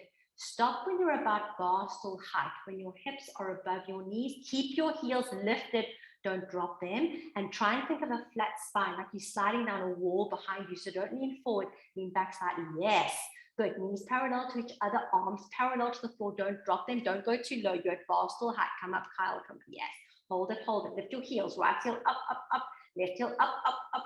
Beautiful. Change. Nice. Rise up on the toes, straighten your legs. Drop your heels down. Third and final part, arms stay. Keep your feet as they are. Bend your knees a little and squeeze your knees and thighs tightly together. Good. Lean forward just a little bit. Let your heels float lightly off the floor. Take a deep breath in. As you breathe out, you're going to lower slowly all the way to the sitting bones. You go slow for 5. Don't lean forward or back. 3, 2, and 1. See if you can land all the way just to hover your sitting bones off your heels. Good, you're there. Squeeze the knees and thighs together. Arms parallel to the floor. Don't drop them. Relax your shoulders nicely and soften your face. Good. Now press into your feet and come up slowly for 3, 2, 1, and change. Feet together, hands down by your side. Well done. Catch your breath. Lips are sealed. Breathe in and out of your nose. Good. Nice. Okay, last warm-up posture, Goridasana eagle. Take your arms up above your head, palms of your hands touch. Please swing your right arm underneath your left and take an eagle wrap of your arms so wrap the arms up nice and tight. Right arm under left. So Kyle, right arm under left. Other way, right arm under left. You've got it. Bend your knees, sit down like you're sitting into a low chair. Now stay there, don't straighten your legs. Lift your right leg up. You're going to eagle wrap your right leg up and over your left. See if you can hook the foot behind the calf muscle or point it to the wall behind you. Now find your balance on your standing leg. Can you drop your hips a little bit lower? Good. Have a little lean forward, but don't round your upper back. Neutral spine. Good. And now can you pull your elbows down towards your belly button? Yes. And maybe you can have your eyes above your fingertips. Good. Squeeze arms together. Squeeze knees together. Bend your standing leg and drop your hips a little bit lower and hold. Nice. Change. Arms up above your head. Stand up tall. Take a deep breath in. Exhale, you swing your left arm underneath your right. Find your eagle wrap of your arms straight away. Bend both of your knees. Sit low. Stay low. You got it. Lift your left leg up. Eagle wrap. Left leg up and over the right. Make it a strong wrap. So you squeeze in the thighs and knees and ankles together. Good. So find your balance on your standing leg. Try not to round your upper back, guys. You want a neutral spine, even though you're leaning slightly forward. So try and be the smallest person in the room with the straightest spine. Good. Can you draw your elbows down towards your belly button? So open the shoulder blades a little bit more. Beautiful. Balance. Breathe. Bend your standing leg. Go a little bit lower and hold. Nice. Change. Arms up above your head. Take a deep breath in. Feet together. Relax your arms down by your sides. Okay, that's the end of the warm-up posture. So you can have a sip of water if you want. Quick sip of water. Don't want to. Fine, that's fine. Okay, so quick sip of water. Literally, I would say. I was wondering how you do that. I do. I say quick sip of water, guys. We need to move on. And then I don't wait for the people if they've taken off an hour to drink water because I can't. Okay. Stand at the top of your mat or in the middle of your mat. You can step back a little bit and then moving into our first one-legged posture, standing head to knee. Big toes touch, feet together. We're going to do 2 poses, 2 sets of this because I want to show you how I teach the first pose and the second pose. They're a little bit different. Okay. Stand on your left leg. Bend your right leg up in front of you. Get your thigh parallel to the floor and flex your right toes. Straighten your left leg and you try and keep it straight. Good. Now round your upper back, fold forward, interlace all 10 fingers and take a grip underneath the ball of your foot. So just underneath the toes. And notice where your thumb is. If it's crossed, your thumbs are. If they're crossed over the tops of your feet, you get them underneath. It's a 10-finger bind. Thumbs underneath your foot. Good. Straighten your standing leg. Straighten your standing leg. Good. Now lower that right knee so that your right thigh is parallel to the floor. Don't bend your standing leg, your right knee, lower it, lower it. Yes, Kyle, lower it a little bit more. Yes, keep the bind. Good. Now stay. Move your right ankle slightly forward so that it's underneath the knee and you stay. We stand, we holding, we breathing. Straighten your standing leg, don't let it bend. Pull your shoulders away from your ears, make some space around the back of the neck, and then see if you can look forward and not down. See how hard it is, guys. Hold for 5, 4, 3, 2, change. Feet together, stand up, relax your shoulders. How was that, guys? Hard. I feel like I couldn't straighten my bottom. You have to straighten your standing leg, and that's where it gets tricky as well. Okay, we'll try the other side, and then we'll do the next set, which is more difficult. Stand on your right leg, please. Lift your left leg up in front of you, thigh parallel to the floor. Flex your left toes. Find your balance on your standing leg, keep it straight. Good. Now suck in your tummy, round your upper back, fold forward, take a 10-finger bind underneath the ball of your standing foot, or the foot in front of you rather, and make sure your thumbs are underneath. Good. Straighten your standing leg. Yes. Now lower that left leg so that your thigh is parallel to the floor. Yes, Carl, that's better. Move your left ankle slightly forward so that it's underneath the knee. Now you straighten your standing leg, you find your focus in your breath, and you breathe and hold. Can you roll your shoulders away from your ears a little bit? Can you pull your tummy in and round your upper back and take some tension out of your lower back? Keep that foot that's in your hands light and hold for 5, 4, 3, 2, and change. Feet together, hands down. Good. If you want a little release for your lower back, take your hands to your lower back. Just send your hips forward, like a little tiny back bend, just to release into the lower back. Okay, second set. Was that a click in your lower? Oh my goodness. Okay, second set, we will kick out. Remember, guys, if your front leg is not parallel to the floor when you're kicking out, you come back to what we've just done now and you stand. Okay, shift your weight to your left leg. Lift your right leg up in front of you, thigh parallel to the floor, flex your right toes. Suck in your tummy, fold forward, round your spine, take that 10-finger bind underneath the ball of your foot, interlace your fingers and get your thumbs involved as well. Good. Now straighten your standing leg and keep it straight. Lower that right leg until your thigh is parallel to the floor. Yes. Okay. Please keep your standing leg straight. Now, to kick out, start to kick that right leg forward. And as you do that, you can take a little lift of your chest away from that right leg and get that right leg straight and parallel to the mat. Good. Can you find that first and hold? If you want a little bit more, tuck your elbows underneath the calf muscles, bring your chest down, your shoulders down, and then see if you can tuck your chin and get your forehead to touch your knee, and then you hold. 3, 2, 1, and change. Well done, you guys. Hands down, feet together. How hard is that? Or is it just me? It's as soon as you have to get your forehead to your knee, it's more difficult because you're losing your focus with your eyes. Yeah, you're shifting the gaze. Okay. Stand on your left leg. Your right leg, sorry. Bend your left knee up towards your chest. Flex the toes. Straighten your standing leg. Good. Suck in your tummy, round your upper back, fold forward, take that 10-finger bind underneath the ball of your foot. Strong hands here, interlace all fingers. Good. Now lower that left knee, get it parallel to the floor and re-straighten your standing leg if you've bent. Okay, slowly start to kick that left leg forward and out in front of you. And as you do that, take a little lift of your chest away from your legs first. Yes. Pull on the hands to flex the toes. Straighten that leg. See if you can curl elbows underneath your calf muscle. And then last thing to do is see if you can tuck your chin and get your forehead to your knee. And then wherever you are, you hold it. And you breathe. 3, 2, 1, and change. Well done, you guys. Big breaths in and out of the nose. Well done, you guys. On Zoom, catch your breath. Good. Okay. First set, dancer's pose. Standing bow pulling pose. Feet together, big toes touch, heels together. Bend your right elbow into your waist with the palm of your right hand facing up. Yep. Yes. Without changing your hand. Lift your right leg up behind you and take a grip on your ankle from the inside. You've got it. Good. Once you have that, bring the knees and thighs slightly closer together.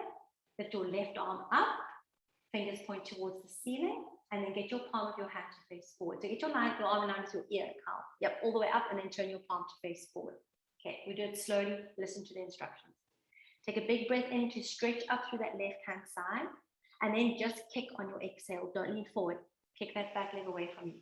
Kick it away from you. Kick it away from you even more. When you can't kick even more, it's as high as you can go. Slowly, you start to tilt the body down until your tummy and chest are parallel to the floor. And then can you drop your right hip down so that your hips are level? They face straight down towards the mat, not your gaze, your hips. Can you keep your gaze forward?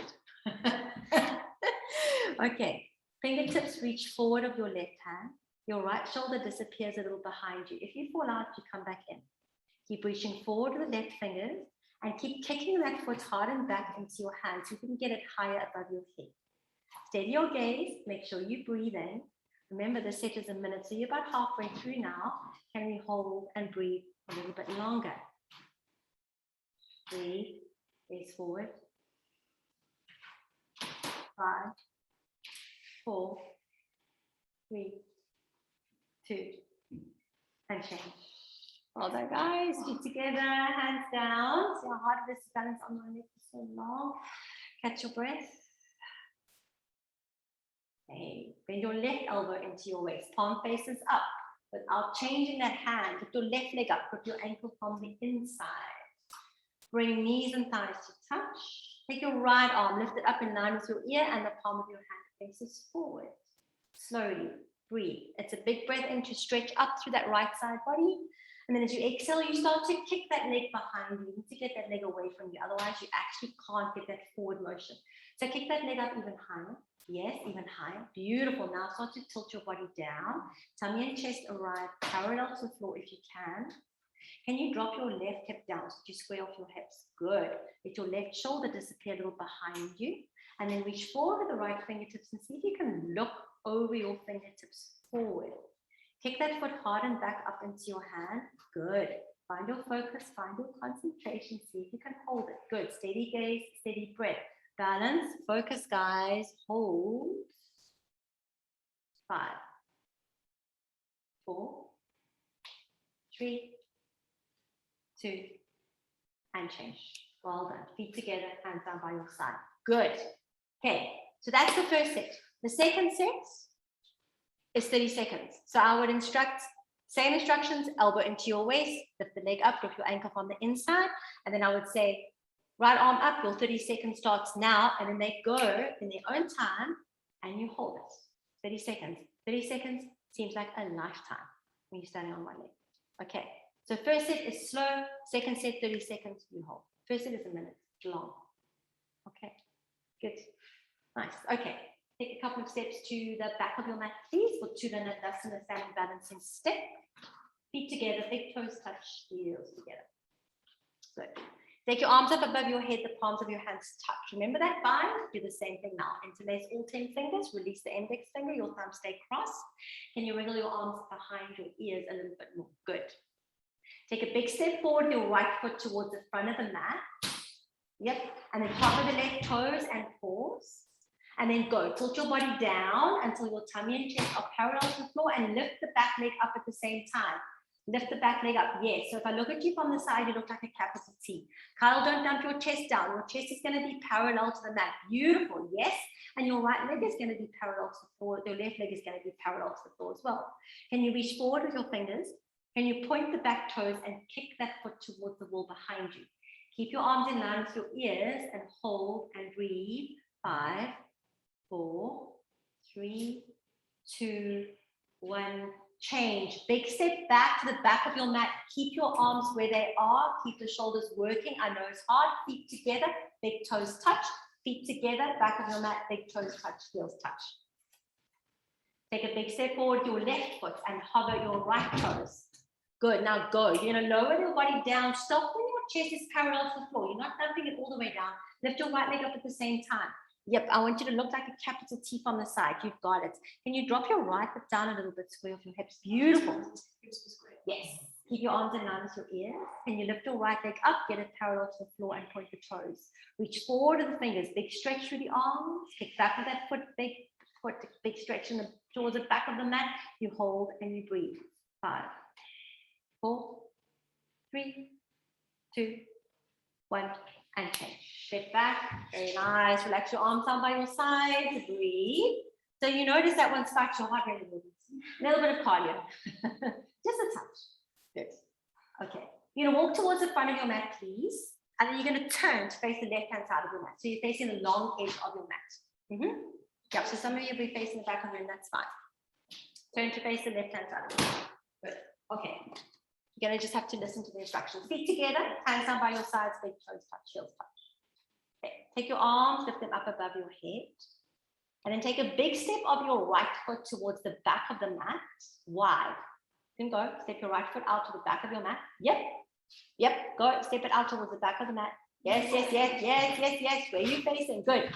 Now make sure your toes are parallel. And then lower your arms to a T. And make sure that your heels or your ankles are underneath your wrists. In other words, your legs are wide and your feet are parallel. Okay, keep your arms as they are. Take a big breath in to lift the chest and lengthen. And then exhale, you dive forward with a long chest. Keep your arms out, dive all the way down, good. And then at the bottom, take a grip of your hands behind your heels and pause. Lift your chin, hold the back of your heels. Hold the back of your heels, yes. Keep your chin lifted so your gaze is slightly up so that your chin is reaching down towards the mat. So feel that out first. Shift your body weight slightly forward into your big toes. Good. Now keep your spine nice and long. You're going to use that bind now. Pull on your heels, bend your elbows, draw your body closer towards you, and now draw your body closer down towards the floor. See if you can get your chin, your forehead as close to the mat as possible. Yes, beautiful. And change. Take your arms out wide. Lift yourself up and out all the way to the top. Well done. Step your feet together at the top of your mat. Hands touch above your head. Breathe in.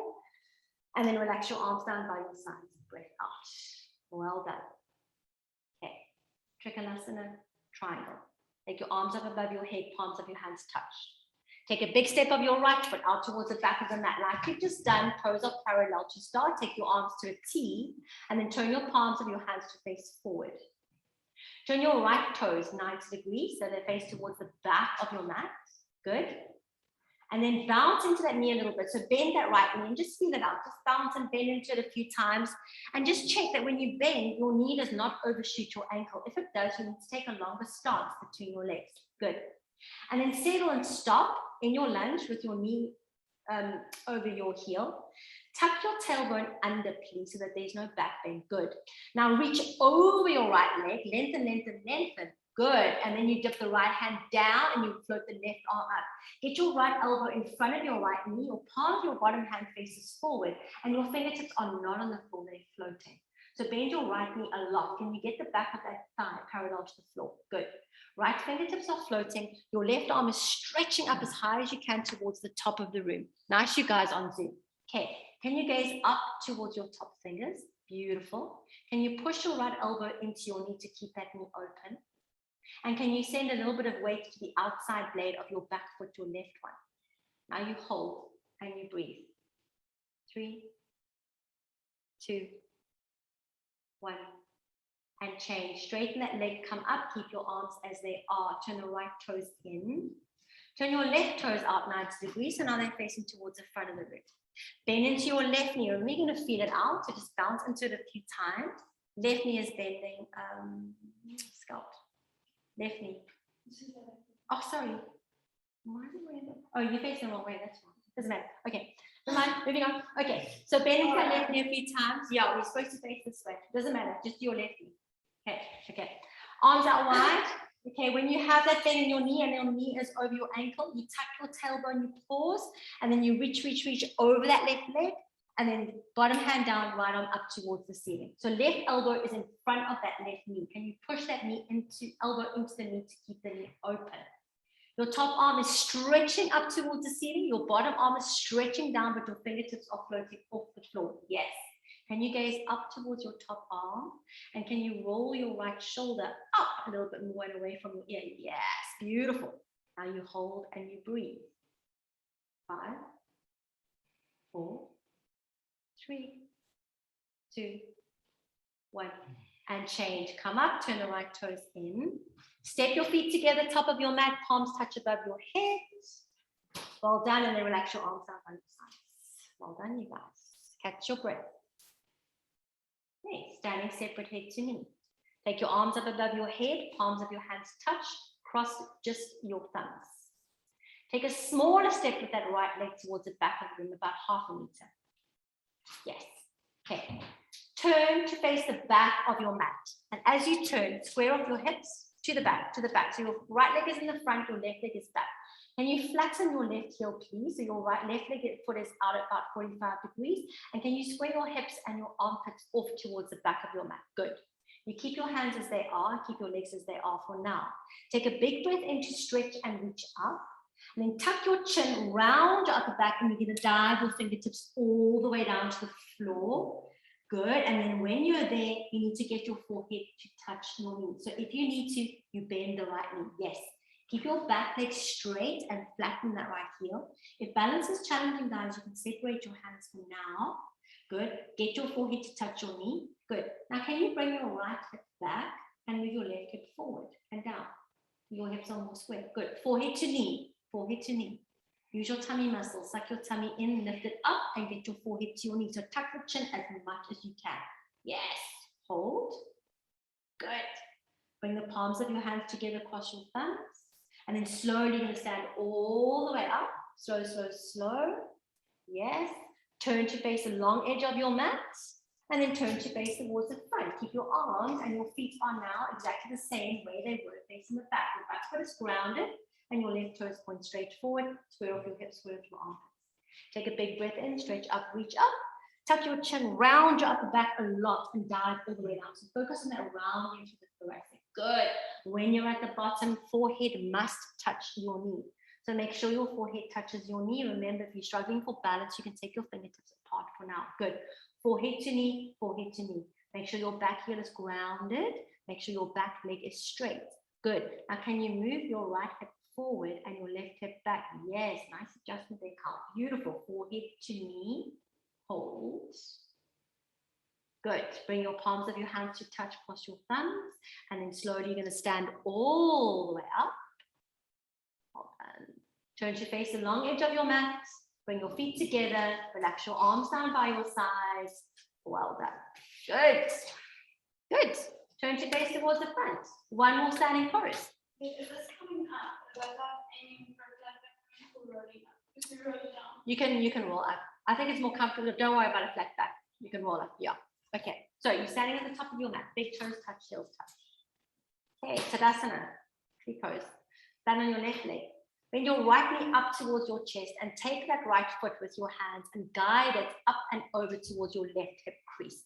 So the sole of your foot is going to face up towards the ceiling. You're going to hold that foot from underneath with your left hand. Get your right knee to point down towards the floor as much as you can. Good. And then bring your right hand to your heart space. Now you stay. Make sure that you're not leaning over to one side. So level shoulders. Tummy in, tailbone under, your spine is straight. That looks beautiful, guys. Nice, you guys on Zoom. Okay, good. Hold and breathe. Now, you can stay or toe stand if you want to go. Anybody want to go? Okay, hinge forward from your hips. Take your fingertips down to the floor, a little bit away from you. You can bend your standing leg a little. Good. Take your hands further away from you so you can use your fingers. Good. Now you bend your standing leg and you drop your sitting bone to hover just off your bottom heel. So you're going to lift the heel up. You're going to press down into your toes. All the way down. Sitting bones all the way down. Yes. And now you're going to try and bring one hand to pray, maybe the other hand to pray, and you're going to try and catch a balance on the ball of your bottom foot. It's tricky. Well done, you guys. Good. Toe stands, come out slowly, hands down. Use the pressure of your hands, not your knees, to lift your hips up. Good. Walk your fingertips back towards you.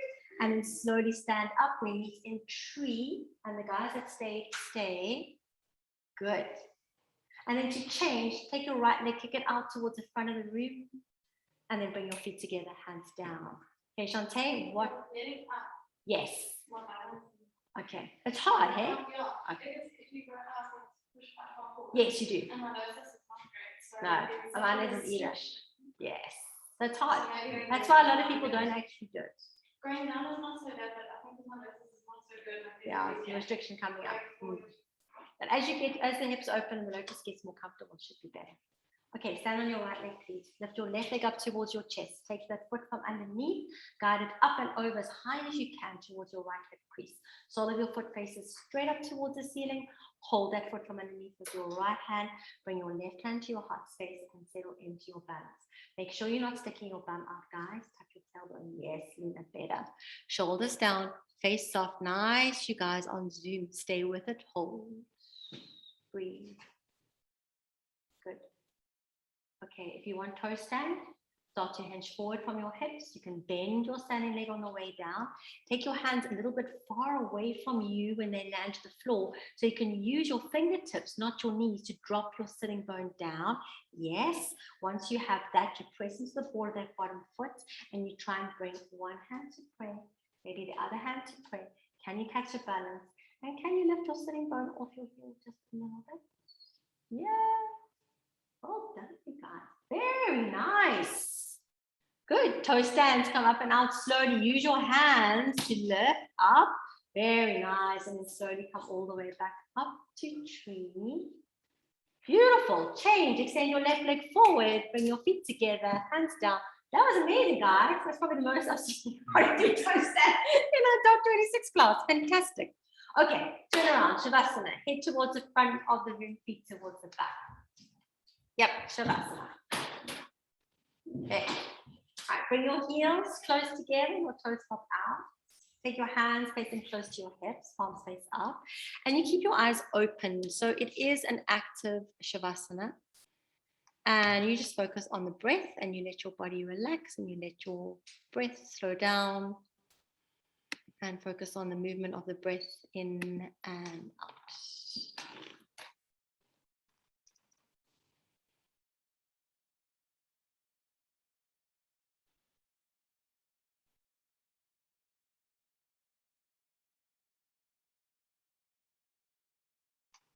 All right, so it would be a 2-minute Shavasana. I'm not going to keep you here for 2 minutes. We'll move on. When removing pose, Pranayama, bring the heels to touch and the toes to touch. And then interlace both hands on your right knee as you gather that right shin, as you gather the knee in towards you. Interlace all 10 fingers on the shin just below the knee. Flex both of your feet. And then pull that knee in towards the midline of your body. And then to avoid the rib cage, take it out towards your right armpit and then bring it back in again. So it's almost like you're moving the ribs out of the way or you're moving the leg around the ribs. Good. And then pull that knee in nice and tight. Knee pull straight towards your face. Don't twist it. Good. And then make sure that you're not rolling onto the right-hand side of your body. So your left shoulder, your left hip stays down. And then relax your shoulders. Flex both of your feet. Keep them active. Take a deep breath in. As you breathe out, pull that knee in tighter. Compress, compress, compress. Squeeze, hold, and change. Right leg extends down. Gather your left knee to your chest. Interlace all 10 fingers on your left shin. Flex your feet. So guide that knee in towards the midline of your body. And then take it out towards your left armpit and then bring it in again so you avoid the rib cage. Good. And then make sure you lie flat on both sides of your upper back and your hips. And then shoulders move down away from your ears. And you tuck your chin a little so you have some space and length in the back of the neck. Good. Flex both of your feet. Strong grip with 10 fingers. Take a deep breath in. As you breathe out, pull, squeeze, compress. Feel that compression. Hold it. And change. Good. Okay, straight away. Bring both knees up to your chest. And now you're going to try and wrap your arms across your shins and grab opposite elbows if you can, guys. So it's a really, really strong grip. You can't grab opposite elbows, you grab forearms, or you just interlace your fingers and put your head and shoulders back down on the floor. Good. Keep your lower back on the floor, so you're not lifting it up. Okay, so you want a long flat back. Yes, Lena. And then pull the knees close towards your tummy. And at the same time, you push the knees up into your arms. So it's almost like you're working in two different directions. And you can point the toes here so we can stretch the tops of the feet for our kneeling postures, which are coming up in a moment. Hug the knees in nice and tight. Take a deep breath in. As you breathe out, squeeze the knees in tighter. Make sure your lower back is flat and hold. Change. Very nice. Legs out in front of you. Okay. Straight legs all the way down. We're doing our Bikram sit up. Take your arms up above your head and just cross your thumbs. Your back of your hands are on the floor. Palms of your hands face up. Good. Bring your heels together, toes together, and flex your feet. Okay. Take a deep breath in. Hold that breath. Sit up to 90 degrees, still holding your breath. Good. And then a double exhale as you reach through your toes. Shh, out of the mouth. Very nice. Turn around, face the front of the room, please. And lie down on your tummy straight away for your spine. Facing the front, Tisha, on your tummy. On your tummy. Oh, that's okay. Okay, good. All right. Hands underneath your shoulders. Feet together. Backs of the feet are on the floor. All right. Into the air out of your lungs. As you inhale, Cobra, lift your chest. Stay light on your hands. Press the tops of your feet down. Shrug your shoulders down your back. Tuck your elbows in. Can you lift up a little bit higher into that Cobra? Maybe you float your hands off the floor for a moment. And change. Beautiful. Lower down. Place your left ear on the floor. Look to your right. Take your hands, relax them down alongside your hips. Bring your big toes to touch and let your heels flop out. Let your heels flop, guys. It relaxes and releases the lower back. Good. Well done. Did you guys get that instruction on Zoom? Yes. Good.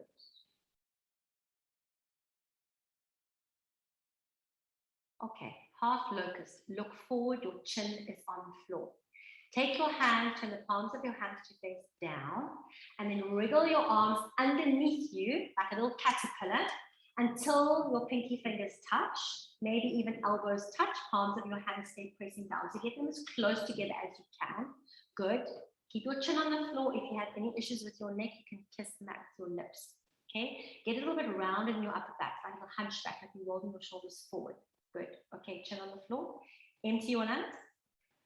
As you breathe in, just lift the right leg up, like you're trying to get the sole of your foot to touch the ceiling. So lock the knee, point the toe, and now don't roll onto the left-hand side of your body, and roll that right hip down so you can feel that right hip on your hand. So you're not using an opening of the hip, you're lifting that leg straight up. Good. Can you lift that leg up a little bit higher? Try and get the sole of the foot to touch the ceiling, and change. Very nice. Empty your lungs. Left leg only, lift it up, lock the knee, point the toes. Good. Stay round in the upper back, keep your chin on the floor. Good. Pull that left hip down a little. You need to feel that hip on your hand. Good. Now can you lift that leg up a little bit higher? Get the sole of the foot to tickle the ceiling. Hold it, hold it, hold it. And change. Good. Okay. Kiss your lips to the floor. Tuck your toes. And like a little caterpillar, you're going to slide your upper body forward. You can get your hands closer towards your feet. So just wriggle, yeah, like a little caterpillar. Yep. You're gonna get your hands closer down towards your feet and then lie down flat again. Okay, good. Backs of your feet on the floor. Okay, kiss the mat with your lips. You keep your lips on the mat. Okay, guys, the legs do not float up, okay? You're going to have to pick them up, okay? So we're gonna do it on an empty breath. So listen. We'll take a deep breath in. We'll take a breath out. Tisha, can you get your hips on the floor, please? Okay. I don't even know where I am. Well, guys on Zoom, you don't stay with your bum sticking up in the air. Just say. Okay, your bum is down. Hands underneath you. Keep on the touch. Yes, just like that. Put your lips on the floor. Yes, it's very open. You feel uncomfortable. It's damn uncomfortable. Okay. The legs are not going to float, you need to kick. Okay, so focus now. You're going to push your hands down, you're going to roll your shoulders down, and you're going to lift the legs up together. Don't do it yet. Take a deep breath in. Take a deep breath out. On empty, kick your feet up. Kick, both of them up. Up. Lift your legs up. Kick. Your chin stays down. Kick. Yes. Now you breathe. You kick your legs up a little bit higher. Kick. And change. Well done. Look towards your right. Look towards your left, sorry, right here on the floor. Take your hands out from underneath you, wiggle your fingers. Big toes touch, toes flop out. How awkward is that pose, guys? How hard is that shape? Very, very deep. It's even harder if you stay like a caterpillar in the t-shirt with your bum in there. Okay, look forward, guys. Chin on the floor. Take your arms out wide in line with your shoulders. Zip up your legs. Big toes touch, heels touch. Arms out wide. Yes. Empty the air out of your lungs. And as you breathe in, you float everything up. Lift your arms, your chest, and your legs. Good. Try and keep the legs as close together as you can. Yep. Lock the knees, point the toes. Now turn the palms of your hands to face forward. And now lift your thumbs up higher, higher than your shoulders. Good. And lift your legs up. And you fly everything up, all the way up, up. And change. Beautiful. Look towards your right, left ear on the floor. Hands down. Big toes touch. Heels pop out. Rest. Breathe. Nice, you guys. Hopefully everybody on Zoom is still sticking in there. Good.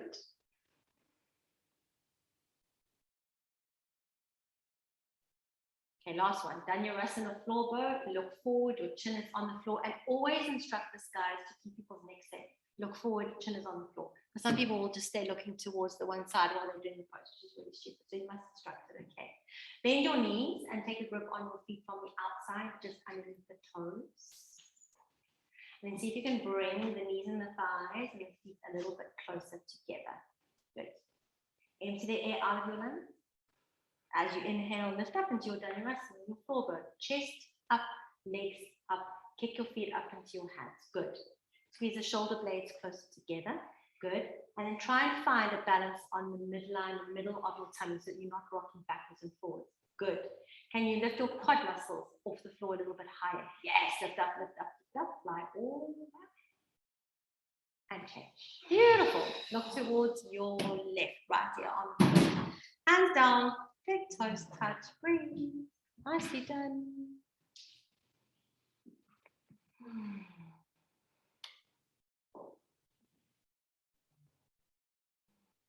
Okay, coming up for fixed firm pose. Place your hands underneath your shoulders, look forward, and then push yourself up into a kneeling seat, and then walk your knees slightly forward so they're more in the middle of your mat. Good, and then sit your bottom down on your toes. Okay, so this is tricky. Listen to the instructions. You see now, if you can separate your heels outside your hips, okay? And then you see with your heels outside your hips, you can separate the knees a little, but don't let the knees up off the floor. With your feet outside your hips, you're not sitting on them, they're actually outside your hips. Good. Carefully. You see if you can sit your sitting bones down between your heels. If you can, that's great. If you want to stay here, you stay, you take your arms up overhead, you hold opposite elbows, and you pull the arms apart. If you're going to try and lower, hold on to your feet. Lower down onto one elbow and then the other elbow first. Carl, I think you're too close to the wall. You need to come a little bit more forward. Sorry. Yeah. Okay. If it's comfortable there, you can start to lower yourself all the way down. Good. If you're all the way down, take your arms overhead. Hold opposite elbows. Pull the elbows apart. And then see if you can lift the upper chest up towards the ceiling without taking it too much into your lower back. And then if you're comfortable, you stay and you breathe. Wow. So many people. I got like an extra bar on my foot here. So. Oh, no, then go. No, it doesn't work for everybody. How's everybody doing on Zoom? Let's see if they're in or not. I used to. Yeah. Nice. Good. Nice, you guys. Okay, to come out slowly, take your hands to your feet and lift yourself up onto one elbow, then the other elbow. Good. And then lift all yourself all the way up. And Shavasana, quick as you can, you turn around quickly. Head towards the front, feet towards the back, lie down. Your Shavasana is short, so if you take too long to get in, you're not going to have time to rest. There's no fapping, it's quick. Breathe. Feel a bit of blood flow return to the bottom of the legs, so they feel good. Okay, feet together, flex your toes, take your arms up above your head and cross your thumbs. Take a deep breath in. Hold your breath. Sit up. Double exhale. Well done. Turn around, face the front of the mat, and you're going to kneel, sitting bones on your heels. Kneeling seat. Yes. Okay, Artichondrasana, half tortoise. Take your arms up above your head, palms of your hands touch, cross just your thumbs. See if you can wiggle your arms behind your ears. Okay, when you start to lower down, the aim is to try and keep your sitting bones on your heels the whole time. Okay, so take a big breath in and stretch up. And then arms in line with your ears, you're going to dive yourself forward. Try and keep your sitting bones down. Good. Land your fingertips to the floor in front of you. Once your fingertips land, press into the pinky fingers, lift your wrists off the floor, lift your elbows off the floor, your arms are straight. Good.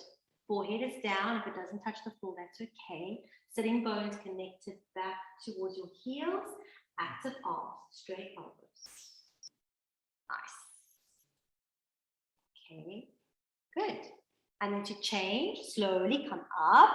Keep your arms in line with your ears. Keep your sitting bones on your heels all the way up. Very nice. And then put your hands down by your sides. Okay, turn around, Shavasana. We won't do all of these, but this is just a taste as quick as you can. Head towards the front, head towards the back. Lie down, breathe.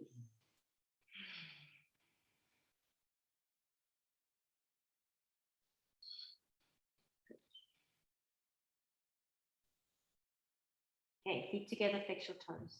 Take your arms up overhead, cross just your thumbs. Take a deep breath in. Sit up.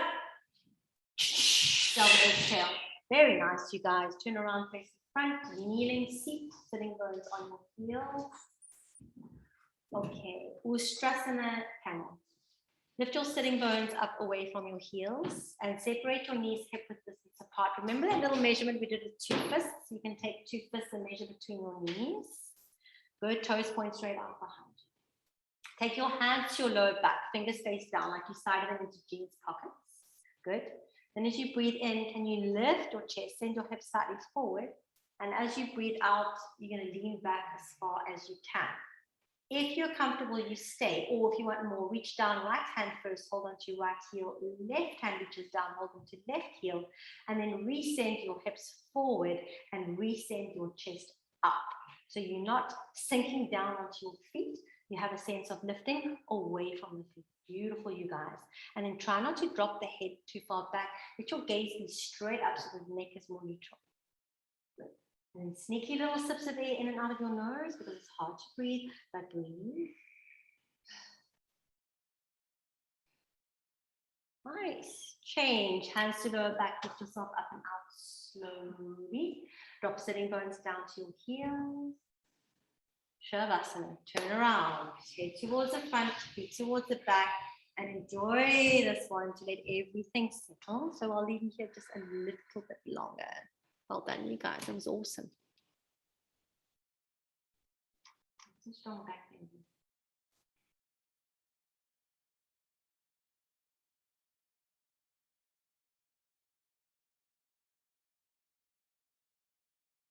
Good. Okay, feet together, flex your toes. Arms up overhead, cross just your thumbs. Take a deep breath in. Sit up. Double exhale. Beautiful. Turn around, face the front, kneel, sitting bones together. Hey, Shavasana rabbit. Now, most people do this one incorrectly. So I'm going to let you guys do it listening to the instructions. And we'll see. If it's not quite right, I'll take you out, I'll demo, and then we'll do it again. It's hard because you can't see what you're doing for this one. Okay. So you're going to take a grip on your heels with your thumbs facing inwards and your fingers facing outwards. So on the back of your heels. Okay, so hold your heels. Hold your heels.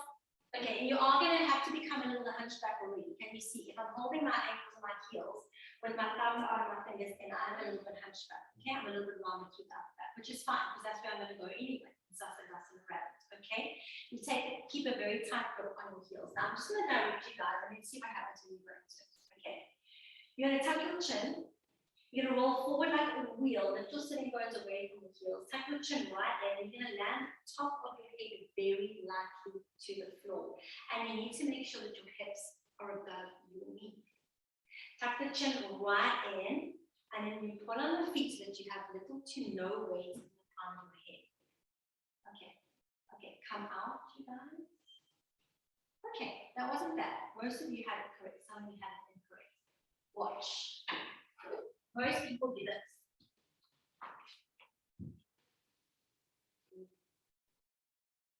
That's not it.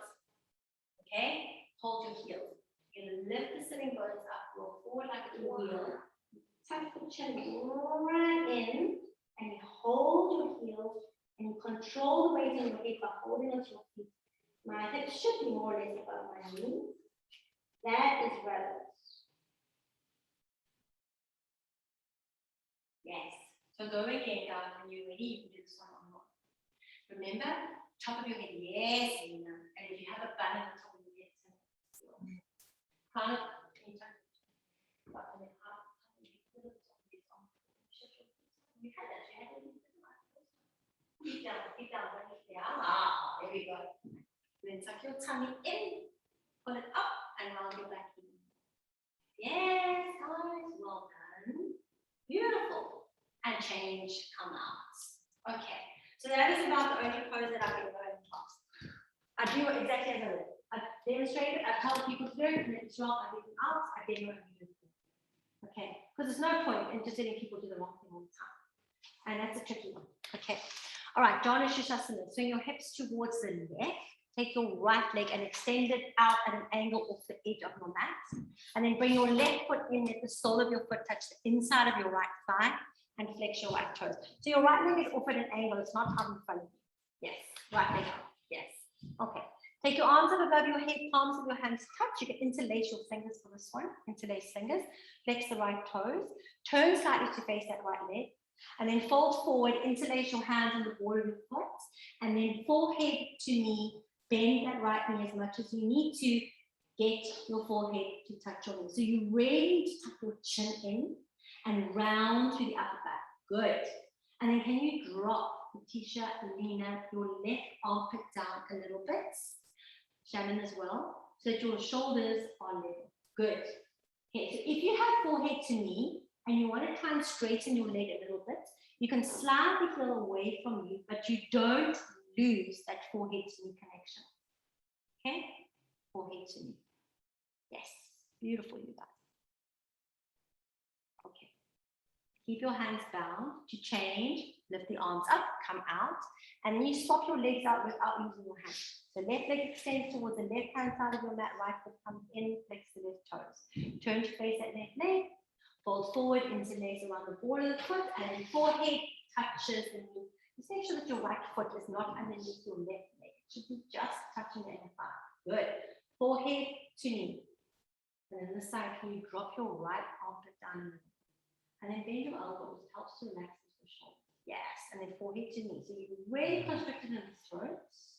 Really round in the upper back. Your chin is tucked as much as you can. Good. Okay. Change. Come up and out. Okay, straighten both legs out in front of you. And we won't do this because some of you are close to the wall. What we would do now, don't do it. You're going to skip this bit out. You would roll all the way down like you are. I would do a sit-up to come all the way back up. Okay? Paschimottanasana, so we would do that, but the guys are too close to the wall. Paschimottanasana. Extend your legs out in front of you, bend your knees. Reach your fingers forward. Take a peace finger bind around your big toes. Good. Now, you wriggle your hips and you move them towards the back of the mat one at a time until you feel your legs are as straight as you can get them. Good. And you take an inhale to lift your chest and an exhale to dive forward over your legs. Keep your gaze forward, guys. Forward. Yes. So when you're looking in the mirror, it's almost like you're trying to stamp your feet on the mirror. And you're using that pull on the toes to flex the feet a lot. Your elbows bend on the outside of your legs. You try and get your elbows as close to the mat as you can. That is your stretching pose in hop 26. Relax your shoulders a little bit. Beautiful. Good.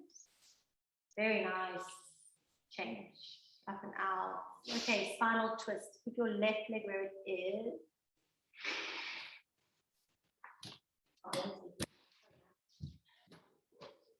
Keep your left leg where it is. Lift your right leg up and cross it over your leg. You can bend the left knee, but make sure when you sit down, both sit goes on the floor and you're not sitting on your heel. Okay. Right hand hands behind you. Take an inhale to lift the left arm up. And as you exhale, you twist. You can have a stop sign, elbow on the knee, or see if you can reach down and hold on to your bottom knee with your hand. Okay, there's a tip. Take your right foot, move it in front of your bottom knee. In front of your bottom knee. This foot, move it from here to there. Good. Now see if you can hold your knee. And then you push your arm into that leg, the right one, and you twist it over your right shoulder. So that is the Bikram twist. So just remember, most people don't do it. Get your front foot in line with your front knee, otherwise you can't hold your bottom knee. Good. Keep your right hand close towards you. And then bring it in. Right, close to your spine. Yes, there we go. So you can lift with that right hand. Very nice, you guys. Good. And then change to swap it out. Your right leg is straight, the left leg up and over. You can bend the bottom knee, make sure both sitting goes on the floor. So before you twist now, get your left foot, place it in front of your bottom knee, left arm behind you. Big breath in, right arm reaches up. Exhale, twist with the elbow on the knee, maybe you can reach down and hold on to that bottom knee. And then you have nice traction. Push that arm into the outside of your left leg and twist a little bit more. So you should get a deep twist here. Yes, that was awesome. Your left hand is close to the spine, so you can push it down to lengthen on your inhales and twist a little more on exhale. Beautiful, that's amazing. Nice. And then change, look forward. Last one, Kapalabhati. Please sit kneeling. And if kneeling isn't working for you, if you have issues with your knees, sit cross-legged seat. Do you guys know how to do Kapalabhati? You know that it's that forced exhalation from the tongue, or is everybody not sure? Okay, demo. Okay, I'll do demo this as well. All right, so you need to focus on my tongue, okay? I'm going to take an inhale. I'm going to let my tongue pop out, okay? The inhalation is about, it's not a full breath, it's like half a breath, okay? You take an inhale, you push your tummy out, and then your exhalations look like this. Okay, so I'm pumping the navel in towards my spine. The inhalations happen automatically. I'm just focusing on the exhalation. We breathe out of the mouth. Sometimes Kapalabhati is nose. For Heart 26, your exhalations are out of the mouth. And I clap with my fingers on my hand. So we keep the same pace. So we go like this.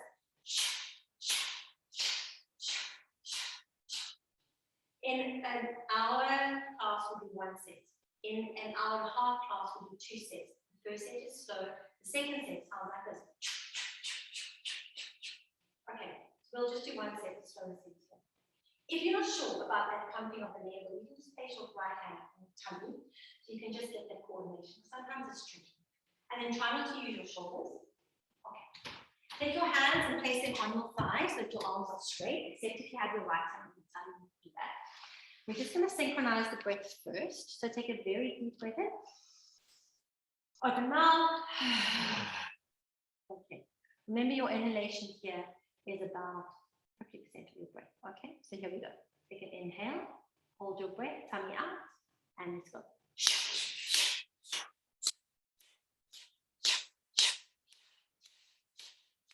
5, 4, 3, 2, 1. Breathe out. Oh my God, take a very deep breath in. Open mouth. Well done. Thank you for your practice. Namaste. If you want to go to Shavasana, please sit along. Never Shavasana. Otherwise, if you're ready to chat, we can chat. What do you guys want to do? Do you want Shavasana? Yeah. Yes. Okay, good. Take a Shavasana. Awesome. Yeah, just enjoy that for a moment. And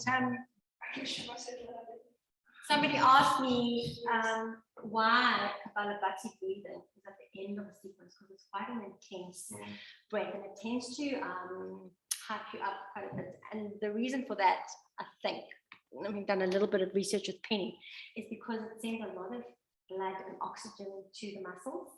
And at the end of your practice, you want a lot of blood and oxygen in the muscles, just to reset, get rid of the lactic acid, and yeah, just to flood everything with that oxygen and fresh blood, which is not a bad thing.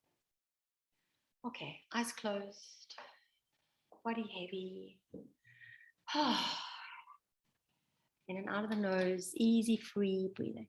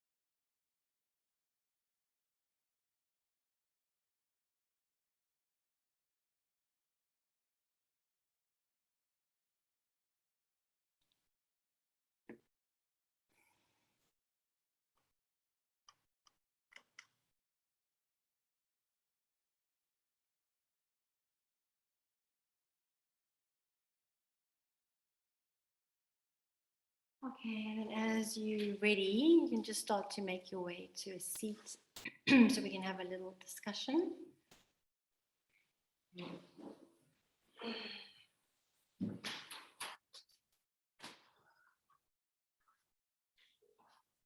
Okay, everybody's fine.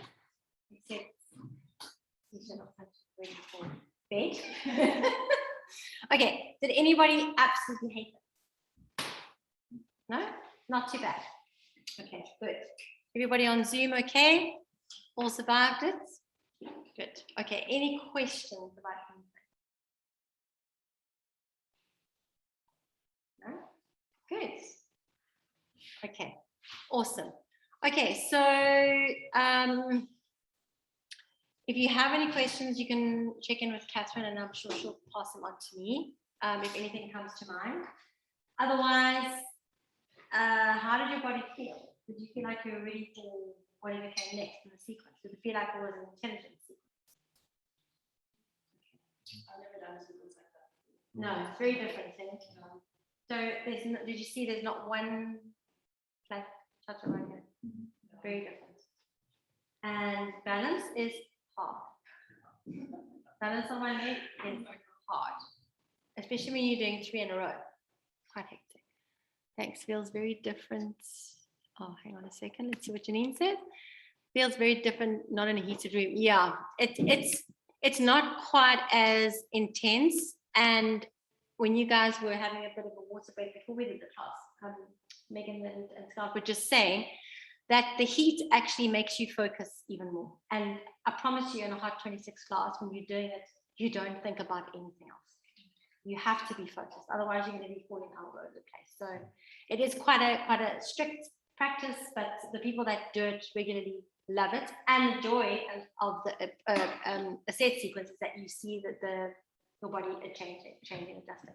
I just want to tell you one thing. Remember I said to you, we don't have time to prop. Okay, if I have beginners in the class or people that I see in the class and I can see, for example, that they need a strap for floor bow or Dhanurasana, then I will tell them when they walk out of the class, I'll catch them and I'll say, next time you come to Hot 26, grab a strap and just mention to the teacher that they need to come and put a strap around your feet and floor bow or something, or a block underneath your sitting bones if you want to stay sitting in fixed firm. So I will try and catch those people because I can't run around with blocks and straps. You saw what it was like. We haven't got time to faff around. Okay. What I have done is I've put a strap on that person in that corner in floor bow, and I've literally run across the studio to the other side because there were 2 people that needed a strap, and I put a strap around that person's feet in floor bow, and that's the most I can do. I can't prop everybody. It's impossible. So I know 2 regulars. I know them. They know they need straps and they come in with straps, and I know I've got it, and they always sit on opposite sides of the studio, and I do one and I literally run to the other one. So you haven't got time to prop, you haven't got time to do physical adjustments, maybe 1 or 2, but then they're minor physical adjustments. So most of it is verbal cue. Okay, if you see somebody doing something really stupid, you need to make sure your verbal cues are even more on point. Okay, guys. Good. Well done. So look out for that Hot 26 course in September. I'm not sure of the date, but it will be on the website. And I don't know if you guys are meeting Penny on this course. You might be, but if you do meet Penny, then Penny is the teacher that does it with me. So we do it together. So there's 2 of us that facilitate the training. Okay. Good. Yes. Great. Where are you will give classes in Cape Town? Sorry. What's your class? Where? Oh, yoga spirits or your yoga. Yoga spirits in Constantia, your yoga in Claremont. Those are the 2 sort of biggest studios. And then there's lots of there's also a studio in Half Day. Where do you live? Where do you stay? Such really. Oh, okay. Yes, yeah. Yoga spirits. Your yoga is there's a studio in Half Day called the Yoga Collective. I do classes there. On Tuesday morning, the class is online. So you can do online if you want to. Yeah. Okay. I hope to be in one of your classes one day. Yay. Okay, great. Thanks, guys. Thanks, everybody on Zoom. Have a lovely Sunday. What's left of it. Well done. Thanks. Cecile, Thanks, Janine, everybody. Belinda. Bye-bye. Thanks, bye. Cheers. Bye.